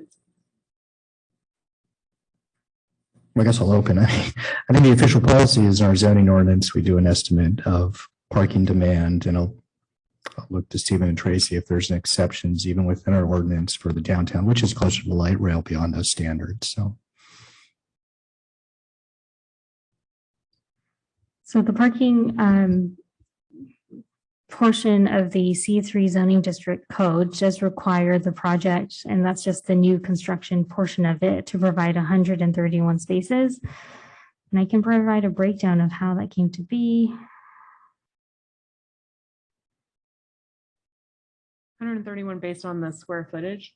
It's based on the number of units and also the square footage of the ground floor commercial. So under the C3 parking section, it's two spaces for each residential unit. So if there's 56 units proposed, that will result in 112 spaces. For the commercial component, the parking ratio is 1 space per 345 square feet of gross floor area. And per the plans, the gross floor area for the commercial is about 6,445 square feet, which gives you a number of 18.7 rounded up to 19. And so that would be the 112 spaces plus the 19 spaces, which brings the number to 131 spaces for the new construction portion. And is that C3 in the city or is that in the downtown? The C3 zoning district primarily applies to the downtown area of the city. And how is the parking garage handled in terms of potential residents parking there? I'm sorry, could you read the question? How are the parking garages handled in terms of potential residents parking there overnight, let's say? I don't know if they are. These two parking garages in the city, so we have the First Street parking garage, the Second Street parking garage, both are public parking garages. The Second Street parking garage does have a component, which is, I believe it's for the benefit of the condominium units nearby, but there's no provisions that a new housing project would have some kind of right or access to those spaces necessarily overnight. But there's no prevention of that either. I would not, I mean, it would be to the city's discretion, I believe, to control its own public parking garage spaces, but I don't believe there's any such limitation at this time. Okay, thank you. And are there any, is there any bicycle parking in the plan? I didn't see that. I don't believe there are any proposed. Okay, thanks. Commissioner Campbell? Thank you, Chair. So I want to talk about affordability. And when we say affordable, is this in perpetuity or is this 30 years, 50 years? What's the definition nowadays? I believe generally has to be restricted for 55 years. 55 years. And can the applicant change his mind? Let's say, 10 years down the line, he says, you know what? I changed my mind. I don't want them affordable anymore. No, I don't believe so. That's not allowed because that's not the project that was considered at the time. Okay. And then during this process, if let's say they change their mind and say, we choose not to go affordable, then the city doesn't have to approve it, right? If during the process, if the applicant decides not to do affordable and does market rate, then they would be automatically kicked out of SB 35. That would not be applicable to them. Now, they could still benefit from some of the provisions in state density bonus law, though. Thank you. And Commissioner Cray. Yeah, hi Tracy, just a couple things, just so I'm clear on that triangular lot to the west where there's no construction right now. Is that the lot you were referring to where you're saying you're trying to look up the ownership of that? And Correct, that's the lot. is that a buildable, can somebody build on that lot? I don't believe so. There is, the ownership is quite messy, to be honest. So that's why staff is still looking into it. But there is a maintenance agreement that needs to be maintained in perpetuity, where the applicant actually has to maintain the landscaping in that area. Okay. So, but we don't know for sure if there's no construction ever allowed there. I guess there potentially could be. I can't be certain on that just because the property owner is not clear to me, looking through all city records and even making a trip to the county. Good enough. And I'm just trying to get this because I know you've answered this a couple of times. So according to SB 39.5 and the density bonus laws, we can't require parking. The height is set. We can't do anything with density. The only thing we can do with design is an objective standards that we don't actually have yet. So, but they still want our opinion on these things for what reason? I guess I don't, you know what I mean? Get it. I understand. They have expressed an interest in working with the city. I think, in this case, the city does share some similar goals in that the city is interested in building more housing. It does need to be, appropriate for the city though. And so I think for that reason, the applicant is interested in working with staff on these issues, even to your point of density and height and parking not being able to impose standards, but the applicant is still interested in being a partner with the city. Okay. But thank you. You've answered that. Thank you. Thank you very much for the tables and the explanations. This is very, very enlightening. This is our first SB 35 project? That's correct. Okay, given that this is going to be ministerial approval, if presumably when the applicant decides to go through the proper application, will it be coming back for another public hearing? Correct. Yeah. So should the applicant decide to move forward with the application and submit a formal application to the city denoting that it is an SB 35 application with density bonus, the process would be that the project would go to the Site and Architectural Review Committee, the Planning Commission as well. Okay. And correct me if I'm wrong, I understand that this is kind of a consequence of the state has been insisting on you should have more affordable housing, you should have more housing near transit, and hence Voltroning together various state laws to produce projects like this. Is this our first 100% BMR project in the last 8 years? I looked at our annual progress report and I don't think I saw any. That's correct. And just to note, it looks like, correct me if I'm wrong here, this is like the applicant could not do this if we had built a lot more below market rate housing. We're only eligible for SB 35 because we're behind on our arena floor for the 5th cycle. That's correct. As per the last reporting cycle, we are behind. There are only 29 jurisdictions in the state of California that are exempt from SB 35 applications. So a lot of jurisdictions are subject to SB 35. Okay, that answers my questions. And let's open the public hearing. Would the applicant like to speak? Is the applicant here? Please put 5 minutes on for the applicant. Good evening, commissioners, city planning, and the public. My name is Abbas Hakshinas, and in the last 25 years, I've been building in Campbell many buildings. The gateway that you're familiar with at the site, it's called Gateway Apartments at 267 East Campbell Avenue, corner of First and Campbell Avenue, 33 North First Street. These are all commercial and many residential projects. This is my favorite city to build because I work here and I enjoy building. I don't have many more years to build, but I want to build this project. And when I heard about SB 35, I was really excited. And I hope to work with staff to come up with a design that is acceptable. Need for housing units is at all-time high. I remember 25 years ago, when I introduced the new projects, there were some commissioners, city council members that were against it. But eventually all those projects were built because it was for the community as well as developer.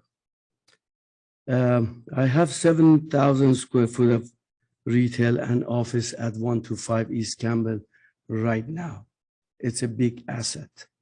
I'm willing to tear it down and build a 7-story building of much better quality and something that the city of Campbell can enjoy for many more years. This site is one of the potential housing opportunity sites that city of Campbell is working very hard on that, and the Campbell Plan for Housing. I propose to use the existing building footprint. Do not go beyond the footprint of existing building. Although I was tempted to use that triangular shaped building a lot next to it, but the ownership of that is in question. It was really not in question back 23 years ago when City of Campbell asked me to buy it and pay $500 application fee, and they gave me a quitclaims deed on that piece of land. And since then, my taxes was raised too. So it may be in question for some of us, but not to me. I was the one who paid for it. It was really a small amount of money. The proposed units are small and affordable and includes a lot of low income. My plan is to build it in a very short period of time because as I was planning to retire next year, but I guess it takes a couple more years. So I will do a prefab system with architecturally as pleasing as we all agree on and do it in a few months. The last 2 floors of the proposed building are set in about 5 foot total of 10 foot on both sides, just to make the building look, doesn't let the building look, that huge. I have used stucco finish with the horizontal cement boards that is now very pleasing with different colors. The retail space on the first floor is finished with 6-inch horizontal dark wood with clear finish. All windows, including storefront, are dark bronze color to create a good contrast. Proposed building. with all those tall trees next to it that you see in the picture will be a monumental building for downtown Campbell. Also, I want to make another correction that although I don't need any parking, I have proposed 11 new parking on the street. I talked to the traffic engineer and he said it's okay, but I have to bring it to the city next time. So you can see N, those are all new. The existing is only 3 on Civic Center Drive. That concludes my comments, if there's any question. Any questions from the commission? The parking, the additional parking you're talking about is the, I don't know, on the picture, is it? Is on this offsite, side? is offsite, is right on Civic Center Drive. The first 2 or 3 parkings are existing. In consultation with a traffic engineer, the rest of them say N, that means new parking. We have total of 11, I believe now, on that side. So on the Civic Center side. Those, all those are new parking spaces? Those will be new parking Right spaces. up to Third, basically right up to Third? No, it doesn't get to the Third. There's about 90 feet All right. to the end. Huh. This is only if it's safe. That was just proposed. I was curious, how does the prefab work for a building like this? Like, what Okay. is that process and how, is it new and how well known is it? It'll take about 6 months, but because the floor plans are mostly typical, just in different floors, they'll build it at the shop and then come to the site with crane, lift it up, and everything inside is there. Kitchen, bathrooms, everything is prefab. And then install it with crane and tie it together. The elevation would look exactly like this.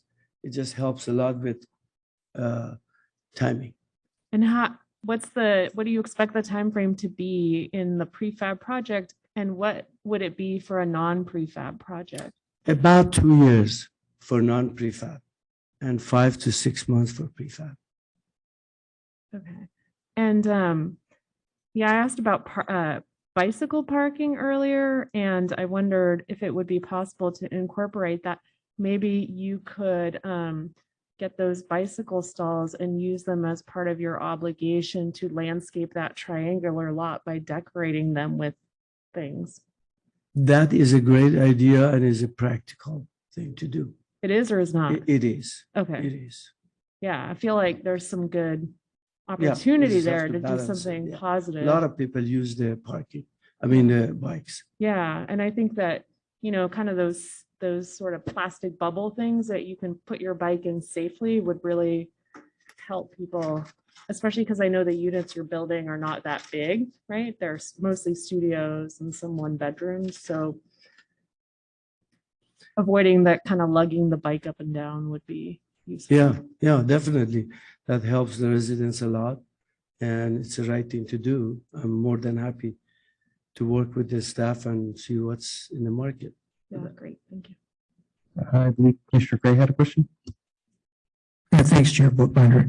Yeah, thank you, sir. I appreciate your interest in Campbell and all the work that you've done. But I was just going to ask, because I was struck that with the 125 building looks really nice now, the existing building. I don't know how old it is, but I guess if I may ask, what's your incentive for this project? Is it the apartments, the below market rate apartments you want to put in, or do you think that building just needs renovation anyway?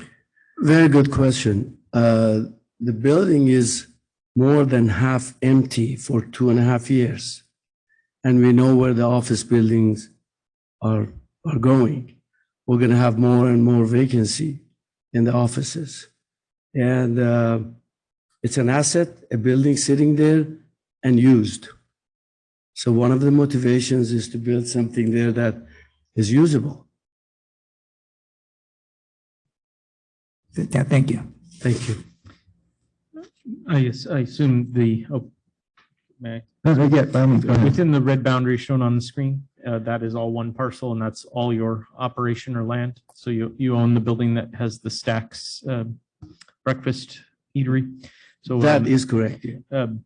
just considering the existing parking, how do you propose to prevent or work with the future tenants to not or to use your existing parking?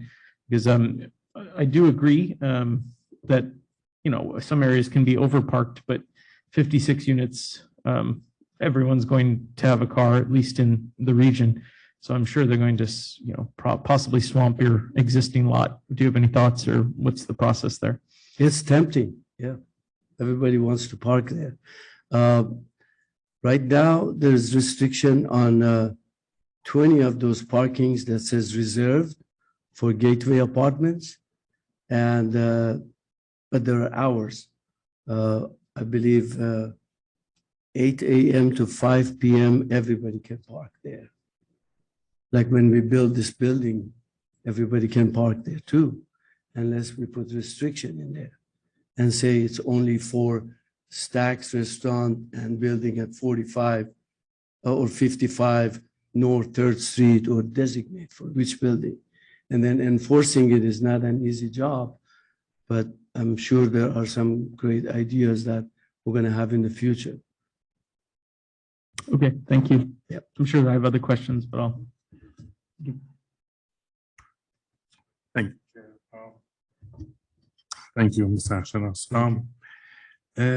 What about the amenities that you provide for these units? I assume you will have high-speed internet and other amenities where, you know, since there's no parking, enable them to work from home, you know, opposed to having to take transportation or. Absolutely. The access to internet for everybody was very first thing we discussed, and it has to be there. It makes sense. We're going to have more people interested in the building. Anything that we could do similar to that, we will do it. Absolutely.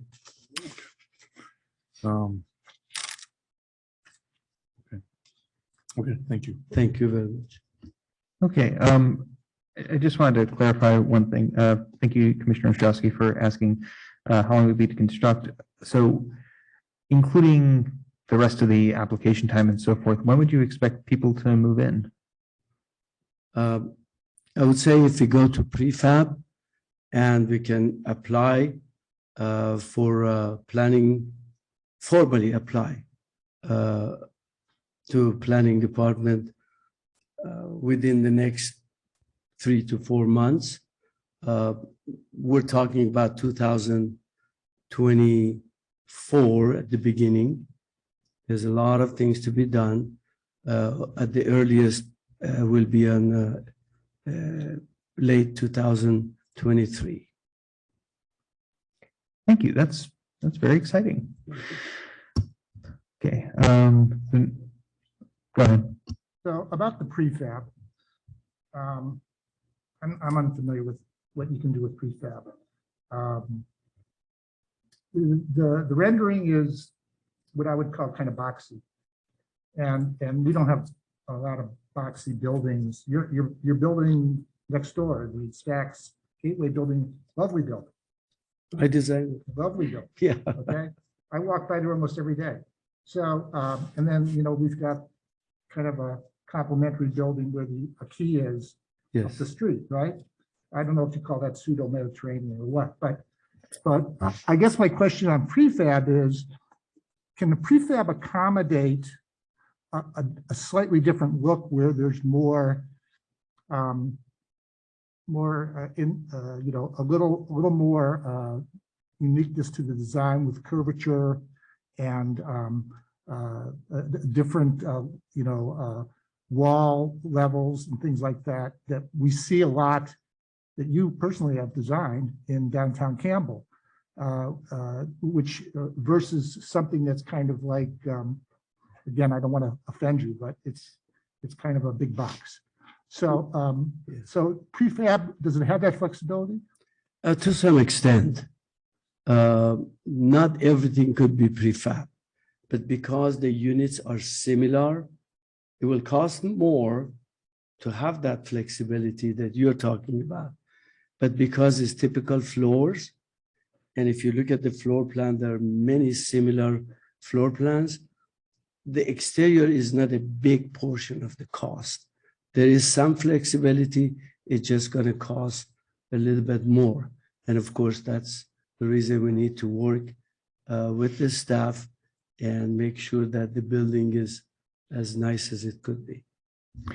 I think we can talk about this in discussion, but I think there's also a number of ways to ornament a building without adding more articulation.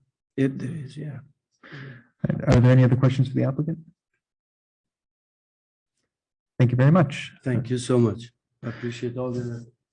Okay, so I think we have a lot of public interest here. I'm going to start with the speaker card, the one speaker card I have here, then in-person comment, then anybody who's online. So first, is Barry Shulman here? All right. So anybody who would like to speak, please come up to the podium. I think we'll have 3 minutes each for public comment.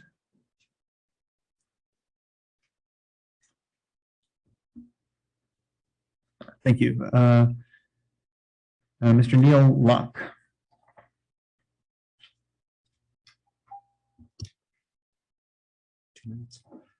Commissioners, I oppose the proposed location of the 56-unit low-income development on 125 East Campbell Avenue.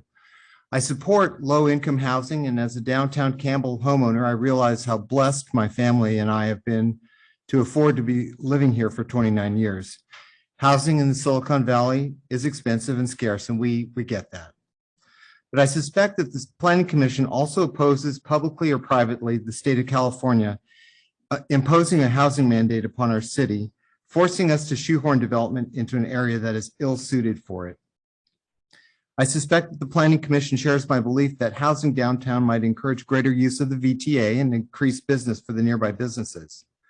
I suspect that that common sense tells us that our Planning Commission, that the state's dream of a green society is that the majority of the residents of this development will utilize VTA, and that the reality is that even low-income residents will still own cars that will need to park somewhere. Assuming that half the residents own more than one car, do we have assurances that the development will provide sufficient spaces for at least 84 vehicles plus parking for guests? I think we've already heard that answer. I suspect that the Planning Commission has considered the impact that such a large development will have on our downtown external and internal infrastructure. This cannot be underestimated. Is our city prepared to introduce 84 or more cars into the daily traffic patterns? Is our water, power, and sewer infrastructure capable of expanding to meet the demands of an expanded population? Finally, I suspect that the Planning Commission, which has carefully followed a master plan for the design of our downtown, knows that the footprint of the proposed development necessitates a building height that will exceed any of the existing buildings, creating a monolithic building to greet visitors coming to the downtown from Winchester Boulevard. Commissioners, if you oppose the location of this project, I urge you to fight the imposition of a state mandate for incongruously developing our downtown. The character and the culture of our city depends upon it. Thank you. Thank you very much. Does anybody else here want to make a comment?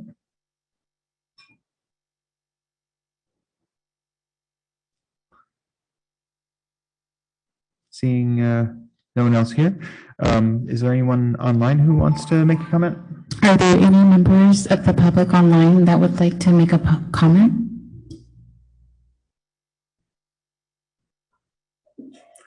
There are none.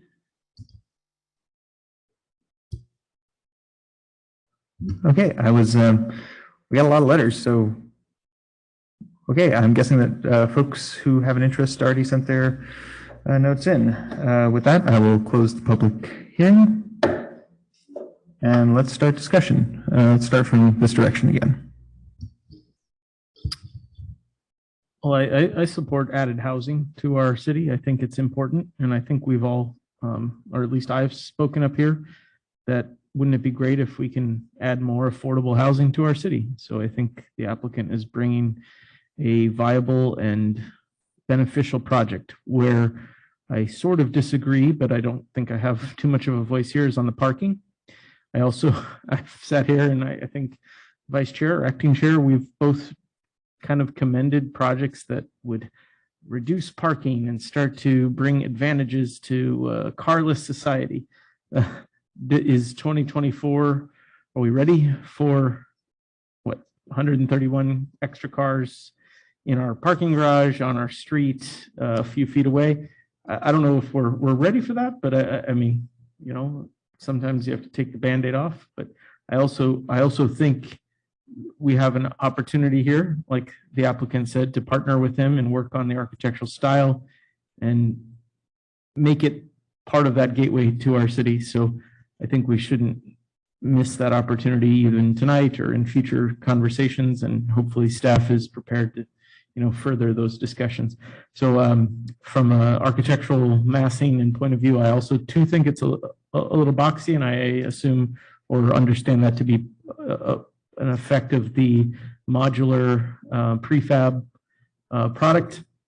I guess prefab and like a CLT timber type building don't integrate, but I think there's an opportunity to make it also a sustainable building. So the prefab might be able to help bring that to the fore. I think there's an opportunity to put solar on this and provide either reduced power, you know, consumption for the users of the building, who are also, you know, in a situation where they'll be working on moderate income salaries, and would, you know, my power bill keeps going up. So I think it'd be great if the applicant can bring that to this building.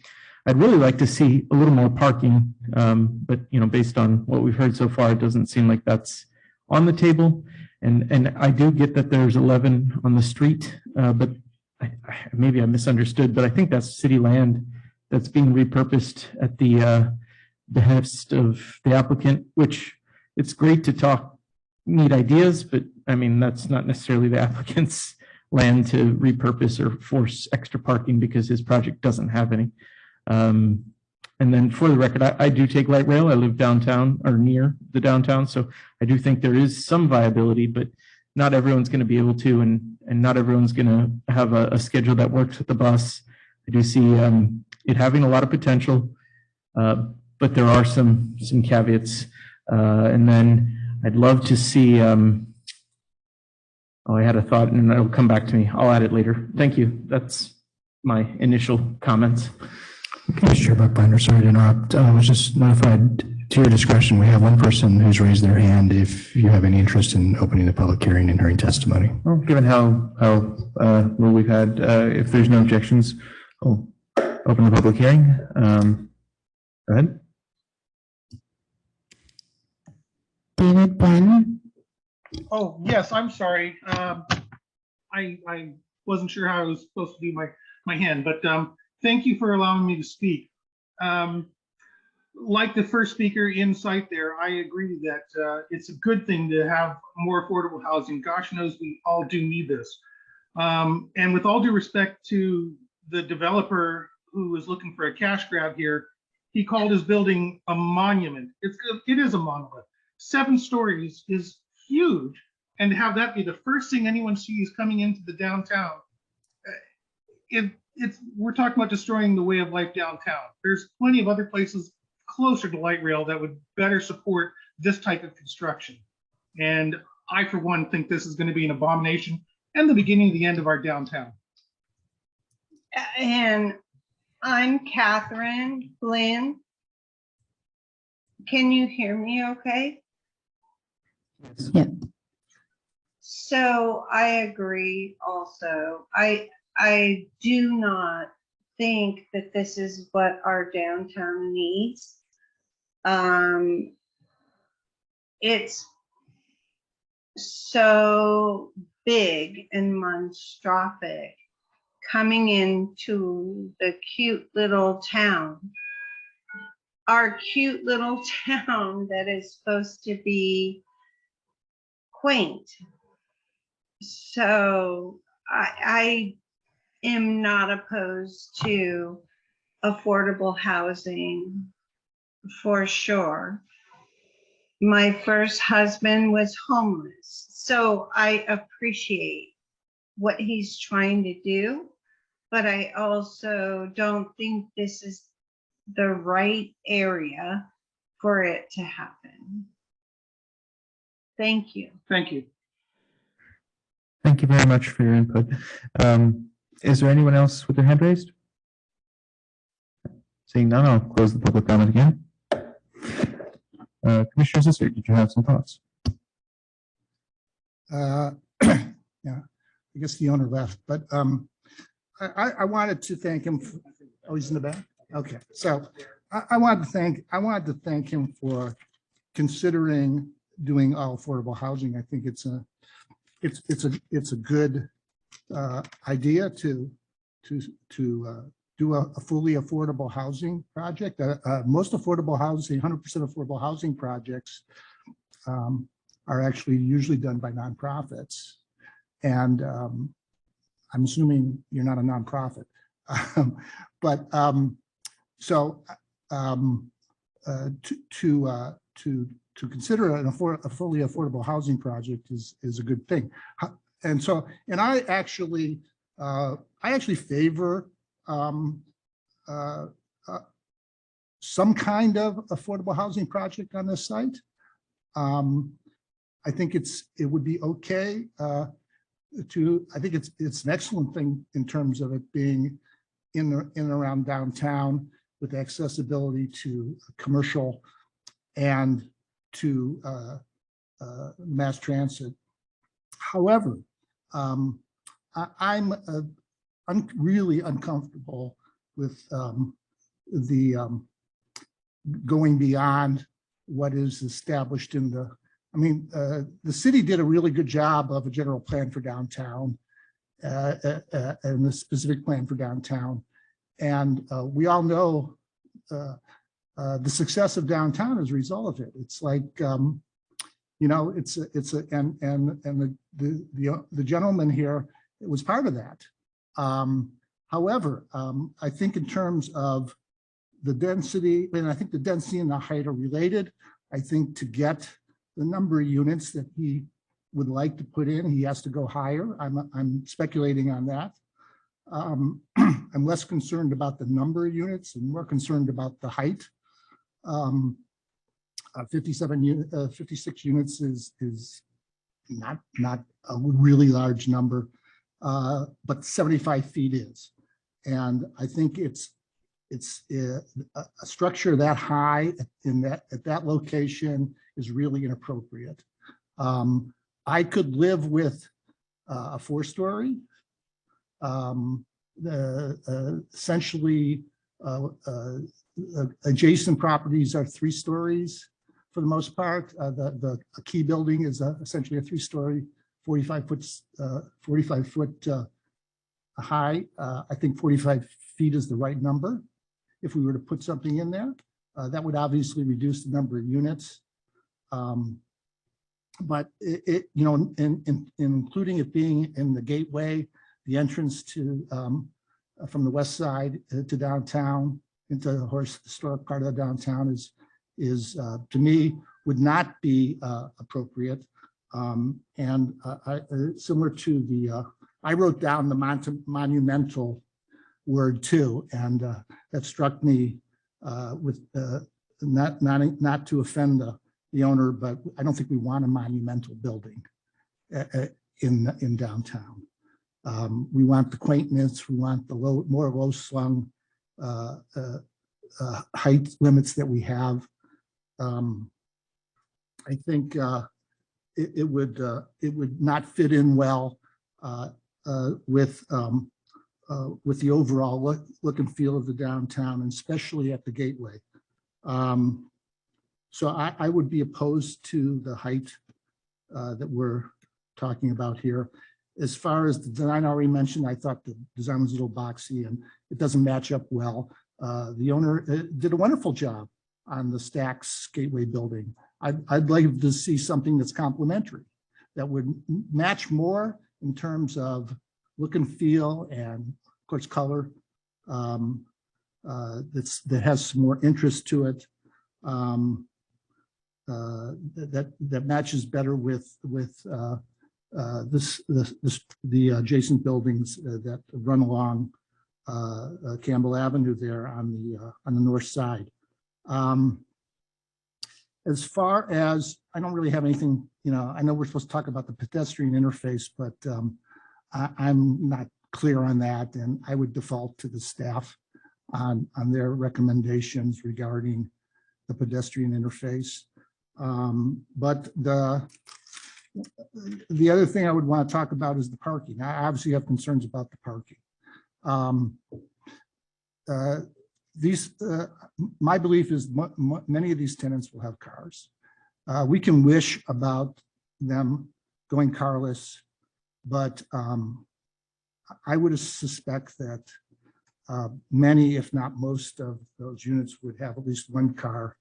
And in some cases, because we have 2-bedroom units in there, that there would be more than one car. So I'd be open to reducing the parking requirement a little bit than what we normally have, but not having more than 15 or 20 spaces available for this this project would, I think, cause a problem. I live in that area, and we have a traffic problem already during rush hour coming from the west into downtown.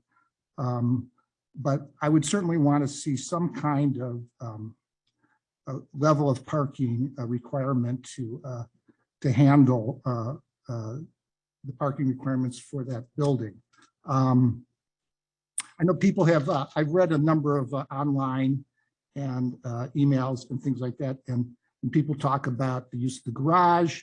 I think that is the Second Street garage, whether or not you could reserve some units in there, I don't know. Other people have talked about the Heritage Village offices parking across the street, and actually that is underutilized except for when there's events on the weekends. So that's a possible partial solution if Heritage Village offices were interested in cutting a deal for reserving some spaces over there. That parking lot's empty a lot, especially after hours. Actually during hours too, during the week. And my last comment is to the owner. Again, I applaud you for considering an affordability solution, and I really would support something there. I would hate to see having to go to the SB 35 density bonus solution. It seems to me this is the idea here is to use that to get to the height limit and to get to the higher height and more units. And I would encourage the owner to reconsider, to work with staff, to consider possibly coming down on the size and the density of the project. I think with all the other development that we are having, we're going to have a lot of, the city just basically finished up the preliminary housing element, and we've got like over 100% buffer, of over 6,000 potential units. We're not going to do 6,000 units, but we're supposed to do almost 3,000 units. So there's hopefully going to be plenty of housing. This would be a nice little piece to the affordable housing requirement, but I think it is too much. And so I'd be really fearful of this project in its present form, and I would encourage the owner to kind of go back to the drawing board and reconsider bringing it down a bit. So that's where I kind of stand on it. Thank you. Thank you, Commissioner Ostrowski. Thank you. we spent a lot of time talking about the challenges of housing and the cost of living and the need for affordable housing. You know, and I feel like there's kind of this continuum where you have this project and, you know, the owner's committed to 100% affordable housing. And in order to make that happen, I'm assuming that, you know, you have to try and keep the costs under some certain amount, which means you can't add a lot of bells and whistles, or you can't add underground parking. There's just restrictions in terms of the operational cost to be able to do that. And then on the other hand, you know, if we get underground parking and we meet our 113 or 18 parking requirements or whatever it is, you know, then it's not going to be affordable housing because it's going to cost too much to do that. And then somewhere in the middle is, you know, well, we can't get 57 units, so we'll get whatever we would get here, like 10 or 20, and we would be back to what we're always talking about in terms of what we have to handle and how we have to provide housing for teachers and low income and, you know, have the diversity that we want in our population and in our society. And here we have an opportunity to provide housing for, you know, 57 people, 57 small, you know, couples. I think it's not going to be big families because these are mostly studios with some 1 bedrooms and a couple 2 bedrooms. So I think we kind of just have to think about what we want and is this it? And I think that, you know, 7 stories, it sounds like a lot, but it's also a big opportunity to provide low income people with the chance to live in downtown next to everything that, you know, we love and enjoy about Camden. So those are kind of my overall thoughts. My 2 very specific thoughts are, I think, you know, I don't have any specifics too much about the design. Like, I understand that we can't create a lot of articulation and there's economies of scale with prefab. So I'm sure that there'll be some elements that can be added to that without really ramping up the cost. But if there's, getting back to the bike comment that I made earlier, you know, if there's a way to provide bike storage outside to make that, you know, flexible for people, and if you can add, you know, some like bike rack structure thing inside that is, you know, in a place with, I don't know, think about it like use the upper space under the wall that wouldn't normally be utilized, like just provide that for people so they don't have to take up their floor space with their big bike, right? Things like that can be done if they're thought through. My other comment is I really love that wood look on the outside of the building. I think that looks super sharp. And the only concern I have is like about the maintenance and what's it going to look like in 10 years when I'm sure you won't be building or doing any maintenance at that point in time, right? So, you know, I don't know what that looks like, but just consider that. We want to make sure that the building looks great out into the 50-year future without having a lot of the overhead associated with maintenance. Thank you. Thank you very much. Commissioner Kamkar, did you have comments? Yes, I do. Thank you, Chair. So I'm on board with Commissioner Ostrowski in the sense that it's not easy building affordable housing. That's why you don't see it getting built, especially when you're not a nonprofit. You actually don't see many. In order for it to make it work, you gotta make it pencil out. And that's what's happening here, you know. So if you look at the 2 scales, 2 sides of the scale, if you want more cars, you better deal with less air quality. If you want, you know, more, I don't know, security, you better have less privacy. You know, it doesn't both go up because one goes up, one comes down. Same thing with this. We all say we want affordable housing, and here's a chance to get it. I understand it's not the ideal location, but then what is? You know, if this wasn't in downtown, if this was on the outskirts of town, you would actually have much more trips for your amenities, and then the need for a car would be much greater. So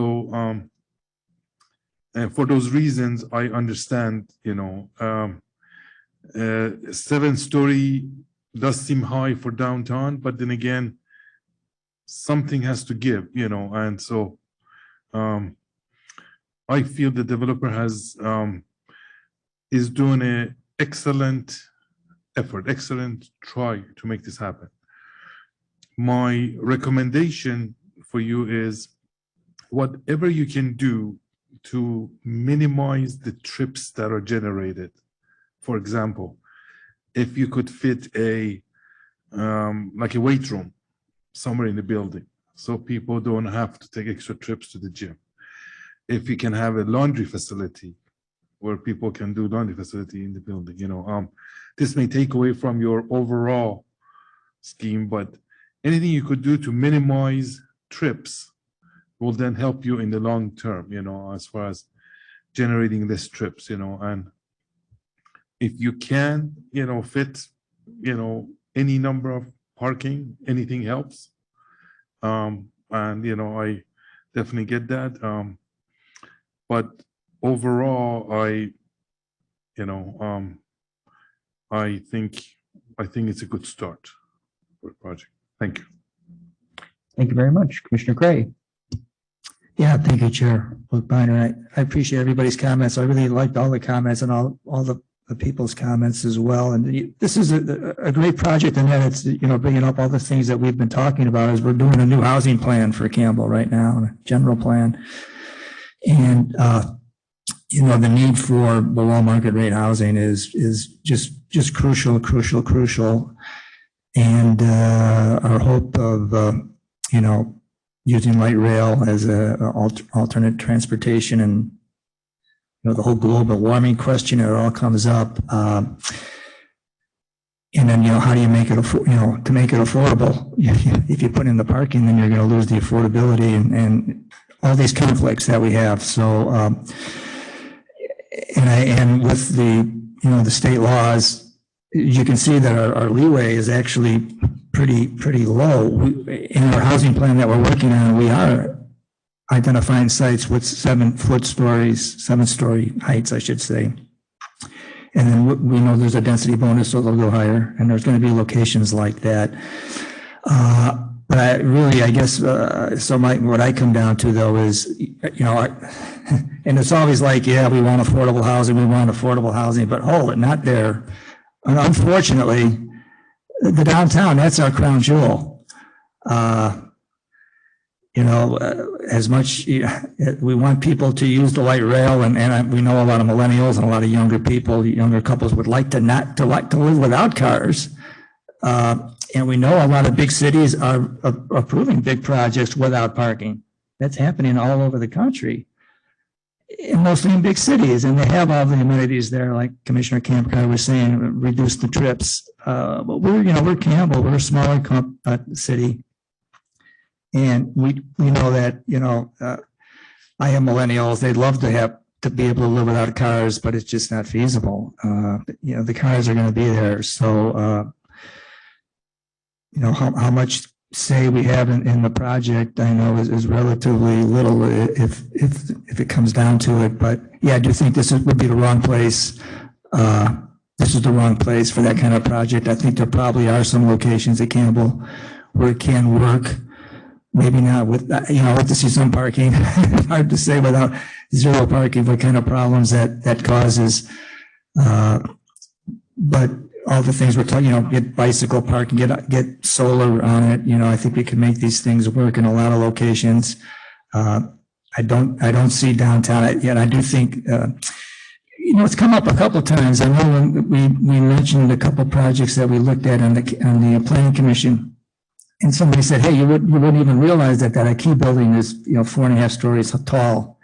I did not know that until it came up in our discussion. And downtown, I've been here 35 years. So it's kind of funny when you're right there downtown, you don't notice the mass so well-designed projects, including, like Commissioner Zisser said, the Stacks building is a wonderful building.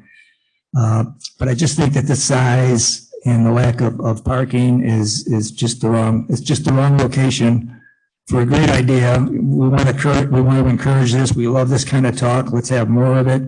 let's make it work. But this is really, just seems like the wrong place for it. Thank you. Thank you, Commissioner Craig. Share my own thoughts. I really appreciate the terraces, the roof decks, the balconies. I think it would be really nifty if, for example, the roof was publicly accessible and maybe there could be a rooftop bar or restaurant or kind of thing. I think it would be a really great place to hang out, after sunset and see the water tower from there. I think Commissioner Ostrowski's idea for outdoor secure bike walkers, I think that's a really great idea. A bike room inside, if that can be fit in there, also a great idea. In terms of if you only have 11 parking spaces, I think it might be reasonable to make them all car share spaces. I know that the city of Austin, for example, replaces standard parking spaces at a ratio of like 20-1 with car shares, especially because people may not need cars all the time, just occasionally, and that can be a much more efficient use of the space. If they're discounted or free transit passes for the people living there, I think that could be a good idea. In terms of ornamentation, I don't really have a problem with it being box shaped. That's the most efficient way to enclose volume. And if we want to make as much space as possible for people who live there, I think it's a great shape.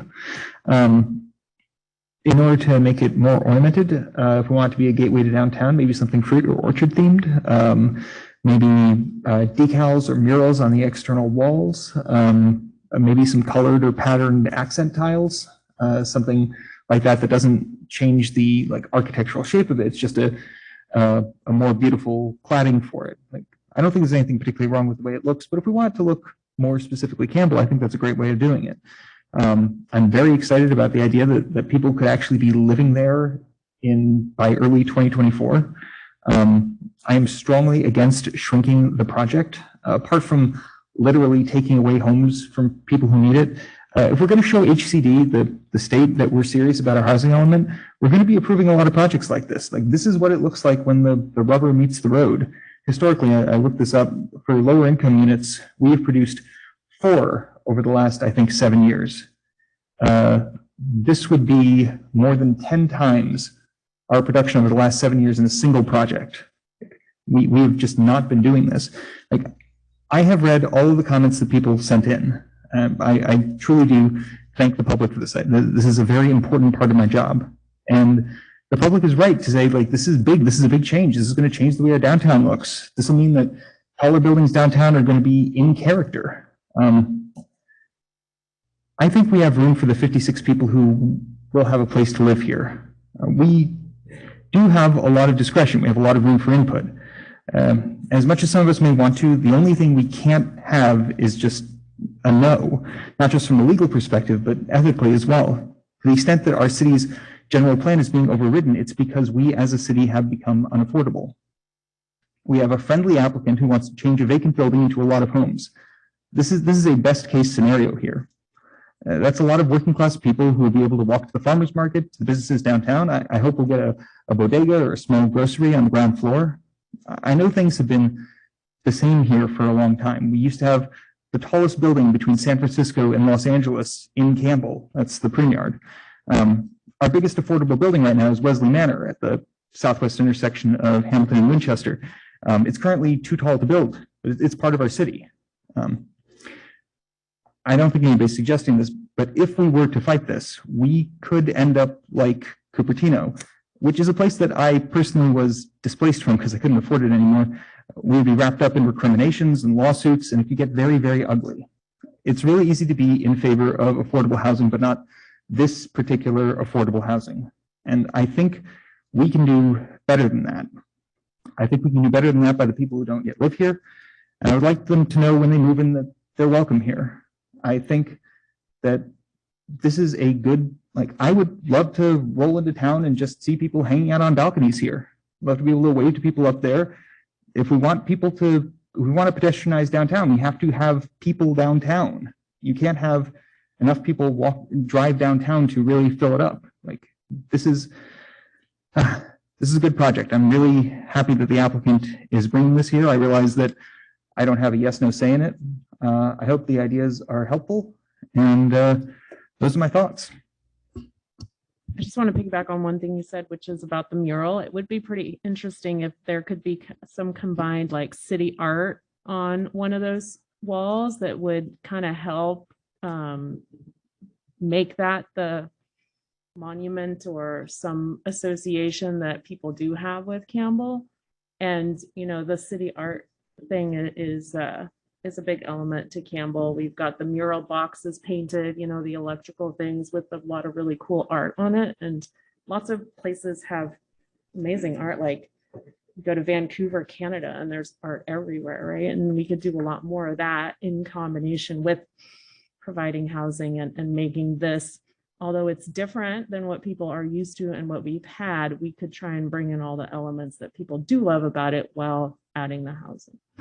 I like that idea. I think it's the Civic Improvement Commission that's in charge of that. Yeah, I would encourage the applicant to talk to the Civic Improvement Commission and to, you know, it's wonderful that it's housing as is. I think it would be really cool to have, you know, murals or designs or something, especially that wouldn't take away from the basic architectural efficiency of this. I think it's really, really cool that we could have this, you know, less than 2 years from now, this could be what downtown looks like, full of people walking around, shopping, enjoying our downtown. Anyone have any other comments? I just have a few comments that I heard, if I can just reply to a few details. Sure. Again, I liked everything I heard. Everybody had a valid comment. As far as bike parking, I think that's an excellent idea. It's almost a must because of the lack of car parking that's part of SB 35. I would say it has to be very secure. I've lived in a tower like this in Vancouver, British Columbia, and people would sneak into the bike room and steal bikes. So whatever purpose or purpose-built room or space, it needs to be really well thought. It has to have the right security, the right, like, you know, fob entry, something that can't be abused, because then if everyone's bikes are stolen, then they don't ride a bike, and then the purpose of the room is not. It's just this never-ending story. So I know I went a little long on that. I do think there will be parking in the city garage. I mean, let's not fool ourselves. So I think perhaps there'll have to be another discussion at city council or something with how to regulate that or make sure it's equitable, because if everybody fills up the garage because they live there, then nobody can park downtown. And I know there's, you know, people park at City Hall and other spaces, but I think there's a little bit of balancing that'll need to be discussed. And then I think it's more of a ministerial discussion, but the pricing, does that fall under our city, you know, affordable housing pricing group, or is that left up to the landlord here to mitigate or manage themselves? There's a question on that. So to meet the affordability requirements, they have to meet certain pricing requirements that are benchmarked. So and then that would be managed by the city or the county, or who regulates that? well, to start, city manages our housing program, but once they get to the end here, they'll sign agreements that require deed restriction for 55 years and actually go into Campbell's managed below market rate program, which will manage all the units. That's what I was asking. I just want to make sure it was following a structured program, that it wasn't, you know. We're not taking it on faith. Right, exactly. And then the mural was an excellent idea, or some kind of public art that is that gateway. Again, I heard Boxy's good, Boxy's bad. I think it could use a little bit more visual appeal. And I think when I first sat on the commission, and was it 2017? I can't remember now. We approved or passed to city council to approve, I think, the building that's just finished above OPA. And it came out really nice. And we had a similar discussion of boxiness, and actually through conversation, and they didn't have special incentives, but through discussion, we were able to break it up with different materials, and that included brick, and there is a mural on that building. I think it's quite nice, and it goes along with the water tower. So I guess we have less voice in this process, but I really hope the applicant will take that into consideration and really make it part of Campbell. Sounds like the applicant's really invested in Campbell and loves it here. So maybe monument is a weird word, but make it a testament to how fantastic our city is. And that was my final thought. Monumental can be very positive. Yes, in a positive sense. So it is exciting, and I hope if it's done right, it can be that, like our acting chair said, in the news or publicly known as the right project, even if it sounds strange and is a little crazy for what we have today. Thank you. I think as this is a study session, unless anybody has any more comments, I can close the item. All right. I'm going to call another 3-minute break, and then we will finish up.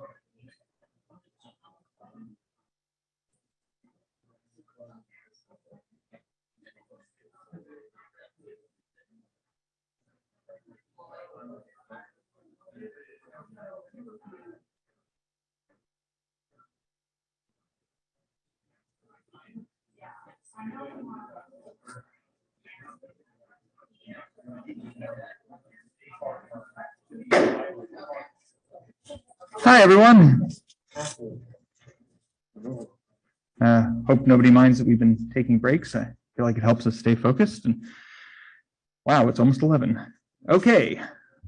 Yes, this has been an epic meeting. Okay, so yes, monumental. That is exactly how I would put it. Okay, we're on to the third and final item. This is staff report. PLN 2021-12, update on Campbell's plan for housing, the 2023 to 2031 housing element, and overview of next steps related to public outreach and stakeholder engagement, development of goals, policies, and strategies aimed at producing, protecting, and affirmatively furthering fair housing in Campbell and addressing key housing issues facing the community. And this is being presented by Rob. Okay, take us away. I'll start. So first off, I just want to thank Acting Chair Buckbinder for the nutrition. I know it's keeping the staff going and the rest of the commission, especially a long meeting. So I do realize that we're at 11. We'll do everything in our power to having this be a two-day affair. So tonight's item is mostly informational. We are about to embark on the second stage of our housing element outreach and preparation, which is mostly focused on our policies and programs. And tonight we just wanted to set the stage of what to expect going ahead, number one. Number two, a little bit of a looking back. You'll remember back in December, January, a flurry of meetings on housing opportunity sites. We wanted to just let you know where that landed and any questions you had on that, the number of sites. Number three, give an update on where we're at with the EIR. And then finally, let you know what we're doing on our stakeholder engagement and some of the policies and programs we're looking at. And after hearing all that, if you have any input at this point, all ears. But again, mostly tonight is just informational for the commission on where we're at with this. So next. Oh, before I start too much, so the team presenting tonight, of course, there's myself. I have Senior Planner Stephen Rose here. We do have a Metropolitan Planning Group. Sung Kwon is here. He's a new face, but he'll be with us for a few meetings. And part of the presentation online is Principal Planner Brittany Bendix. I hope I got that right. And so for the most of this presentation, our M Group partners will be presenting, but I'll go ahead and open it up here. Next. So just to reframe where we're at, we are at a fast pace and we're trying to hit a target. So our objective is to have a certified housing element within less than a year from now, by January 2023, to meet state deadlines. The flurry of initial activity in the fall was to lock in the housing opportunity side so we could start the CEQA process and look at the land use changes and the environmental changes. In parallel right now, we want to open a discussion with you and the council on what policies and programs we can look at, and that can happen in tandem with the EIR process. Generally, those two processes will synergize in the summer when we'll publish the EIR. That includes both the general plan housing element, all the potential environmental impacts, and we'll also publish the draft housing element and give it to the state for their review. Under some new legislation, the state has two opportunities to review it: an initial review process, which is 90 days. That factors large in this timeline, and so we'd like to get that to them by summer. And then at the very end, once it's been adopted by our city council, we'll go back to them for review. Next. So with this, I am going to go ahead and reintroduce Sung Kwon. He will, I'm sorry, is it Brittany? Yeah. Okay, Brittany's online and she's going to go ahead and take the commission through the next slides. So if you're ready, Brittany, and can see the slides, you are up. All right, great. Thank you, Director Eastwood. Good evening, commissioners. I'm Brittany Bendix, Principal Planner with M Group. I'm going to start with a quick check-in on our housing opportunity sites and an update on our most recent unit target. At the beginning of this process, we started with a baseline of 3,300 units to meet Campbell's RENA requirement, and this included a 30% buffer as recommended by HCD. However, we also recommended increasing that amount to provide greater flexibility as the city refined its desired list of opportunity sites during the environmental impact review period, or the EIR analysis. After a public meeting with the City Council in January, we saw that number of potential units for analysis increase to where it stands now at 6,644 units. These units are distributed over 131 sites and would develop at varying density levels of 45, 60, and 75 dwelling units per acre. Next slide. For transparency purposes, however, we do want to acknowledge that the total number did increase by roughly 1,000 units since January. This increase is largely based on direction from the City Council. You'll see in this table that the addition of the entire San Tomas property, not just 1 acre of the site, is now included, and that yields an additional 457 units. There's also an inclusion of 3 downtown blocks, which adds another 362 units. Additionally, beyond council's feedback, we've heard from a number of other property owners who have expressed an interest in housing development during this cycle.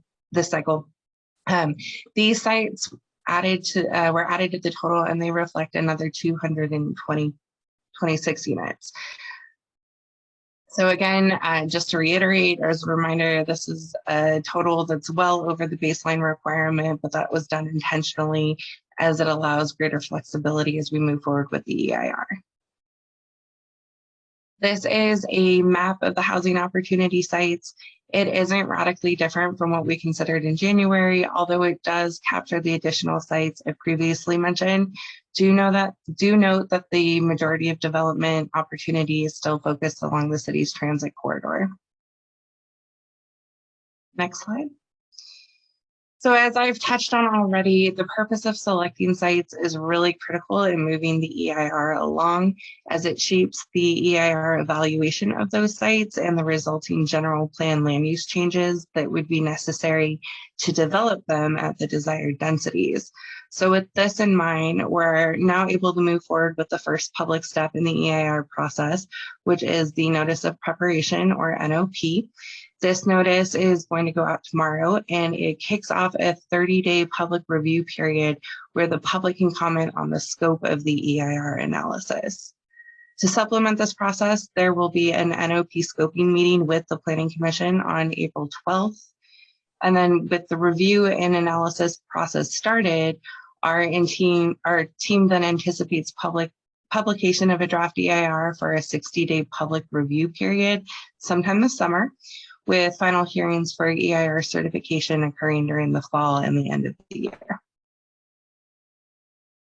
With the EIR and analysis of sites underway, we're now looking towards more of a robust public outreach process directly relative to policy development. We're actually ahead of the schedule at the moment. Our team has already had a handful of focus group meetings and is in the process of scheduling more. Looking forward, we also have a community meeting this Thursday night where we will work with community members specifically on policy development and considering the needs of special populations. And for next week, we have a meeting planned with the general service providers that we've identified. This, of course, means that we'll be back before this body relatively soon. We will see you next on April 12th to give you an overview of the feedback we received during these efforts, and also to get your direct feedback on policy direction. From there, we'll move on to council and share your recommendations and gather additional input from that body. And then early in May, we'll have another set of meetings with both the Planning Commission and the City Council to refine the details of those policy recommendations. In terms of key milestones from a policy perspective, our goal is to provide a draft housing element for public review by May 20th. Per HCD requirements, this draft would then be released to the public for 30 days. We would then submit the draft housing element to HCD in late June, early July for a 90-day review period that would last through September. Adoption hearings with the Planning Commission and City Council would then occur over the fall and again into the end of the year, with final submittal for acceptance by HCD in January of 2023. So this is a Gantt chart showing the timeline I've just described visually from now through January 2023. The blue rows indicate steps in the housing element adoption process. The pink color indicates community outreach efforts, and the green indicates the EIR process. The time frame for each step is then shown as a purple bar that stretches across the overall time period requirement to complete that task. The stars indicate key milestones in each task. So a couple observations that are kind of striking looking at this visually is, one, you can see that there's a lot of activity from now through May. And then two, you can see that there are a handful of moments where the EIR and the housing element are actually moving in tandem. Next. So with the focus right now on outreach for policy development, as I mentioned earlier, we have already held a few focus group meetings. Participants included affordable housing developers, Campbell's Chamber of Commerce, market rate housing developers, and property owners of housing opportunity sites. But we are certainly holding more, and especially we're focusing on engaging directly with community-based organizations.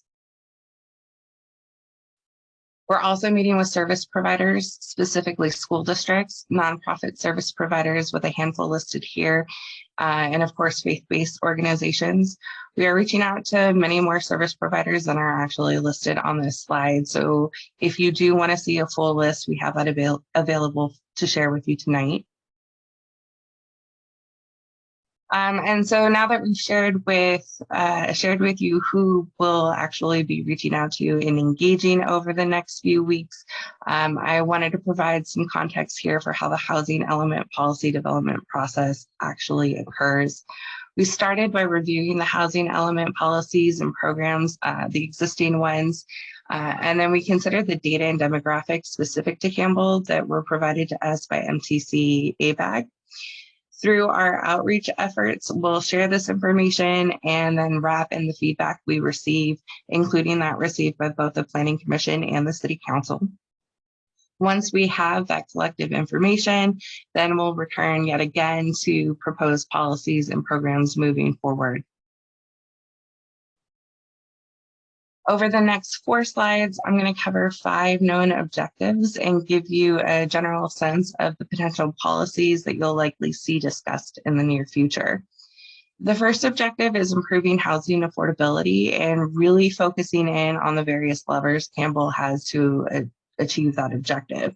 This means looking at the inclusionary housing ordinance, considering linkage fees, adopting an affordable housing overlay zone or other housing focused development standards, and then also thinking through how we might be able to creatively use city owned property. The second objective would be to preserve existing housing, especially older housing that's inherently affordable compared to newer units and contributes to the overall affordable housing stock. The policies and programs for this objective could involve rent control, preservation of mobile home parks, protections from unit conversions through short-term vacation rental controls, loans for housing rehabilitation, and opportunity housing. The third objective relates to removing government constraints to housing production. This could apply policies to modify parking standards, provide opportunities for permit streamlining, increasing staffing, and reducing fees for affordable housing projects. The fourth objective relates to resilient housing policies and looking directly at climate adaptation. This would include considerations relative to the siting of future development, requiring resilient design practices, reducing auto dependency within the city, and providing energy-related incentives. And finally, objective 5 would address affirmatively furthering fair housing and addressing populations with special needs, which is a big focus of the state during this housing element cycle. Policies here could focus in on fulfilling the housing needs for special populations and the tools to do that, whether they be rental assistance programs, renter protection policies, incentives for the development of alternative housing types like ADUs, outreach and education programs, equity training, and language access policies. So at this point, I'll turn it back to Director Eastwood, and thank you very much. Thank you, Brittany. All right, 2 last things to note here. Just want to let the commission know related work efforts. I had alluded this to in the SB 9 ordinance. So with the new general plan housing element, we do need to update our zoning ordinance to implement all of those new general plan designations that you had reviewed with the 75 units per acre, 60 units per acre. In tandem, we do have currently on our work plan the objective standards. Based on the work products to date and the status of that, we're looking at kind of a new approach and trying to fast track that process and put a bit more emphasis on design of the products that are going to come out of that. So summarizing all that, we're planning on going to council in April with a reboot of the work plan, holistically looking at new zoning standards and the objective standards with a phase approach with the objective that by the end of this year, we'll have new standards for mixed use, high density residential, and a phased approach to rolling out new zoning standards after that. So that's just going to happen in tandem with this process. And then last but not least, next slide, kind of a fun thing. So you remember a lot of our housing opportunity sites were concentrated around our 3 light rail stations using principles existing in our general plan and in a lot of state and regional policies on transit-oriented development. And with that, Campbell has a lot of policies on area plans and so forth, but there hasn't really been a development of stationary plans to thoughtfully put how this housing concentrates, say, around the Winchester site and some new around the downtown site and how it's developed together. So we've partnered with Cal Poly San Luis Obispo. They have an urban planning program, master's and undergrad, and they do a design studio every year where they go to different communities and do outreach, listen to stakeholders, look at sites, look at best practices, and just present a lot of nice new vision concepts on what a city could do. So we're taking advantage of that with a nice partnership to bring them up here. They're going to do a site visit on April 6th. Commissioners are interested in just visiting with the students, let me know.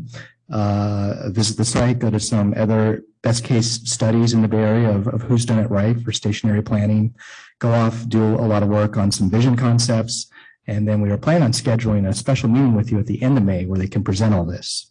And Campbell can use those products for any future planning, formal planning in the future. So a nice way to, help students get engaged in real planning and a sort of low cost approach to partner with institution and get some new ideas on visions around our light rail stations. So with that, we'll go ahead and close up. Again, tonight is mainly informational, but again, if the commission has any feedback, input on anything you've heard tonight, we are all ears, and I'll go ahead and stop there. Thanks. Okay, let's start from the left this time. Commissioner Gray, do you have anything? Well, just a couple quick things that just came to mind with the slides, really. But does the city have any policies now for disabled housing? I would say we have a number of policies which speak to supportive housing. We also have policies which speak to helping provide information to disabled communities. I don't know if we have anything that's specifically geared towards like accessible housing or providing ADA accessible compliance. And the building code does provide that to a certain degree. I can take a look at the policies while we go around asking other questions of the commission. Yeah, I was just wondering that. I know that we did that special playground equipment for the disabled over in Morgan, John D. Morgan Park. Everybody's real happy with that. But I think that'll come up in our work here. And I had another question, and I can't think of what it is, so I'm trying to kill time. I'm going to come up with it in a second. I know it was something that Brittany said. I'll stop for now. Thanks. We can go back to you, Commissioner Kampgar. Thank you. So I wanted to have a quick discussion with the training that I went to last week. I know we don't have a session where I would report back, but I just want to share part of what I learned. I thought it was good. One of the speakers that came and talked, and he got one of the best reviews from the whole group, was the mayor of Oklahoma City in Oklahoma, and how, thank you, ex-mayor, thank you, and how he turned around the city and made it such a popular, the population was declining, and now it's one of the, thriving cities. And one of the things he talked about was schools, and he goes, we turned around the schools. So one of the people in the audience asked, what was your experience with nutrition and school lunches and everything? And he says, surprisingly, we all thought changing the nutrition from what they were served to nutritious food would have been much, much more expensive. And as it turned out, we asked the vendor, can you give us a little bit more nutritious food? And they go, sure. We said, is that going to cost us much more? And they go, no, not really. We can. And so it was just the perception that we all have on things. And the reason I bring this up is the same thing, I think, with our housing. We have the perception that if we provide too much housing or too much something, it would change the character of the city. And I think we should think about that. If we are all about families, which I think we are, providing more space per unit serves that purpose. The other thing I brought up was the COVID experience. If we're going to work out of homes, I know when COVID first hit, there was 4 of us in our family, and we were all trying to work from home. We couldn't. There was just too many of us. Not enough internet band, not enough private, rooms to go into, not enough tables to just set up our workstation. So after, I think, 3 weeks, I just went back to the office.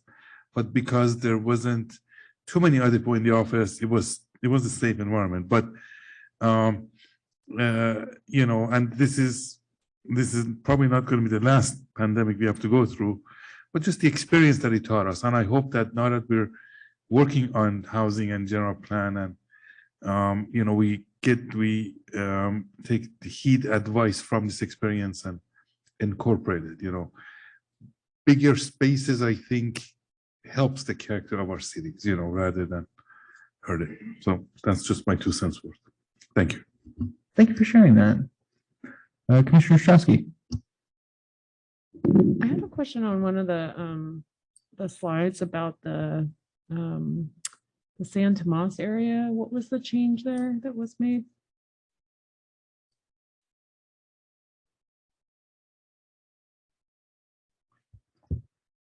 So, I mean, I think you're going back to this preceding slide where it talks about the San Tomas Center. The reference point here is actually the shopping center, San Tomas Aquino Plaza Shopping Center. So it's not within the San Tomas area neighborhood plan, to clarify. So the shopping center, originally we had this concept, which we were trying to get away from, which we were indicating kind of the plan for area of about an acre on the site, which could possibly redevelop.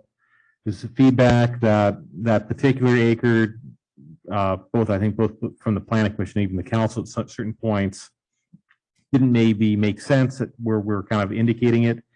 So again, I mean, it was not really an intention for us to be pre-planning the location of the new units, but just to indicate that roughly we thought that amount of area would be appropriate for the site. Subsequently, the developer had expressed interest in actually redeveloping the entire property. And so that's what this new map is now reflecting. Thank you. Yep.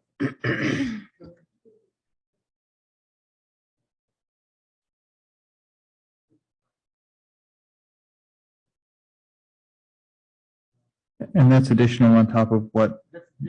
That's correct. So that would have been the net increase between the 1 acre and the entire site now being developed. I was going to ask about a couple others too. The Sam Cava Gilman Railway. Were those all the little places that we rejected originally? Little individual ones? Yeah, so for the Sam Cava, Dillon and Gilman series of properties, we'd added all, but I think there were 6 that were initially included here on that kind of easterly edge. And all the little offices along by the park on Gilman there too, I guess. On Gilman that border the back up to the park. Correct. Looks So like you're including those too. yeah, so I think our original mapping had included a number of these which were immediately abutting the park, but we're picking up these additional, I want to say office or uses across the street, and then also encapsulating a couple of those buildings in the downtown. And then the other 6 sites that you mentioned, that list on the list, that was quite a few units. Well, what I'm trying to indicate is that some of these sites were already included on our map. Yeah. So the net increase is all of these that you're seeing here in this kind of I don't want to call it the green color, right? With the exception of the 6 which we already had. Right. But there was a third item that had 6 sites that added up to a couple hundred units, I think. 6 sites added that. Yeah, I think these kind of float around the city here a little bit. So there had been a church site on West Campbell Avenue added. There'd been a property on Milton, kind of over here, kind of the terminus of Milton and West Rincon. We had picked up a site at the northeast corner of the city. It was an office complex across from the church. Oh, okay. And there'd been a couple of other miscellaneous pickups that were between assemblages of properties, which were, I think, clarifications of the property owner that they did in fact own a lot that occurred in the middle, and other little ads like that. Right. I have one other question about what we went over tonight as far as the preliminary thing on the project on Campbell. Is that going? Is the council going to preliminarily review it too? Not necessarily, no. Our pre-application process starts and ends with the planning commission. Okay, Commissioner Mifflin. I have no comment. Okay, I had a few notes and questions. I noticed that objective 4 involves reducing car dependency, which I'm very excited about. As I understand it, this will also require work on the transportation, noise, and health elements. I think these things are intertwined, they relate to each other.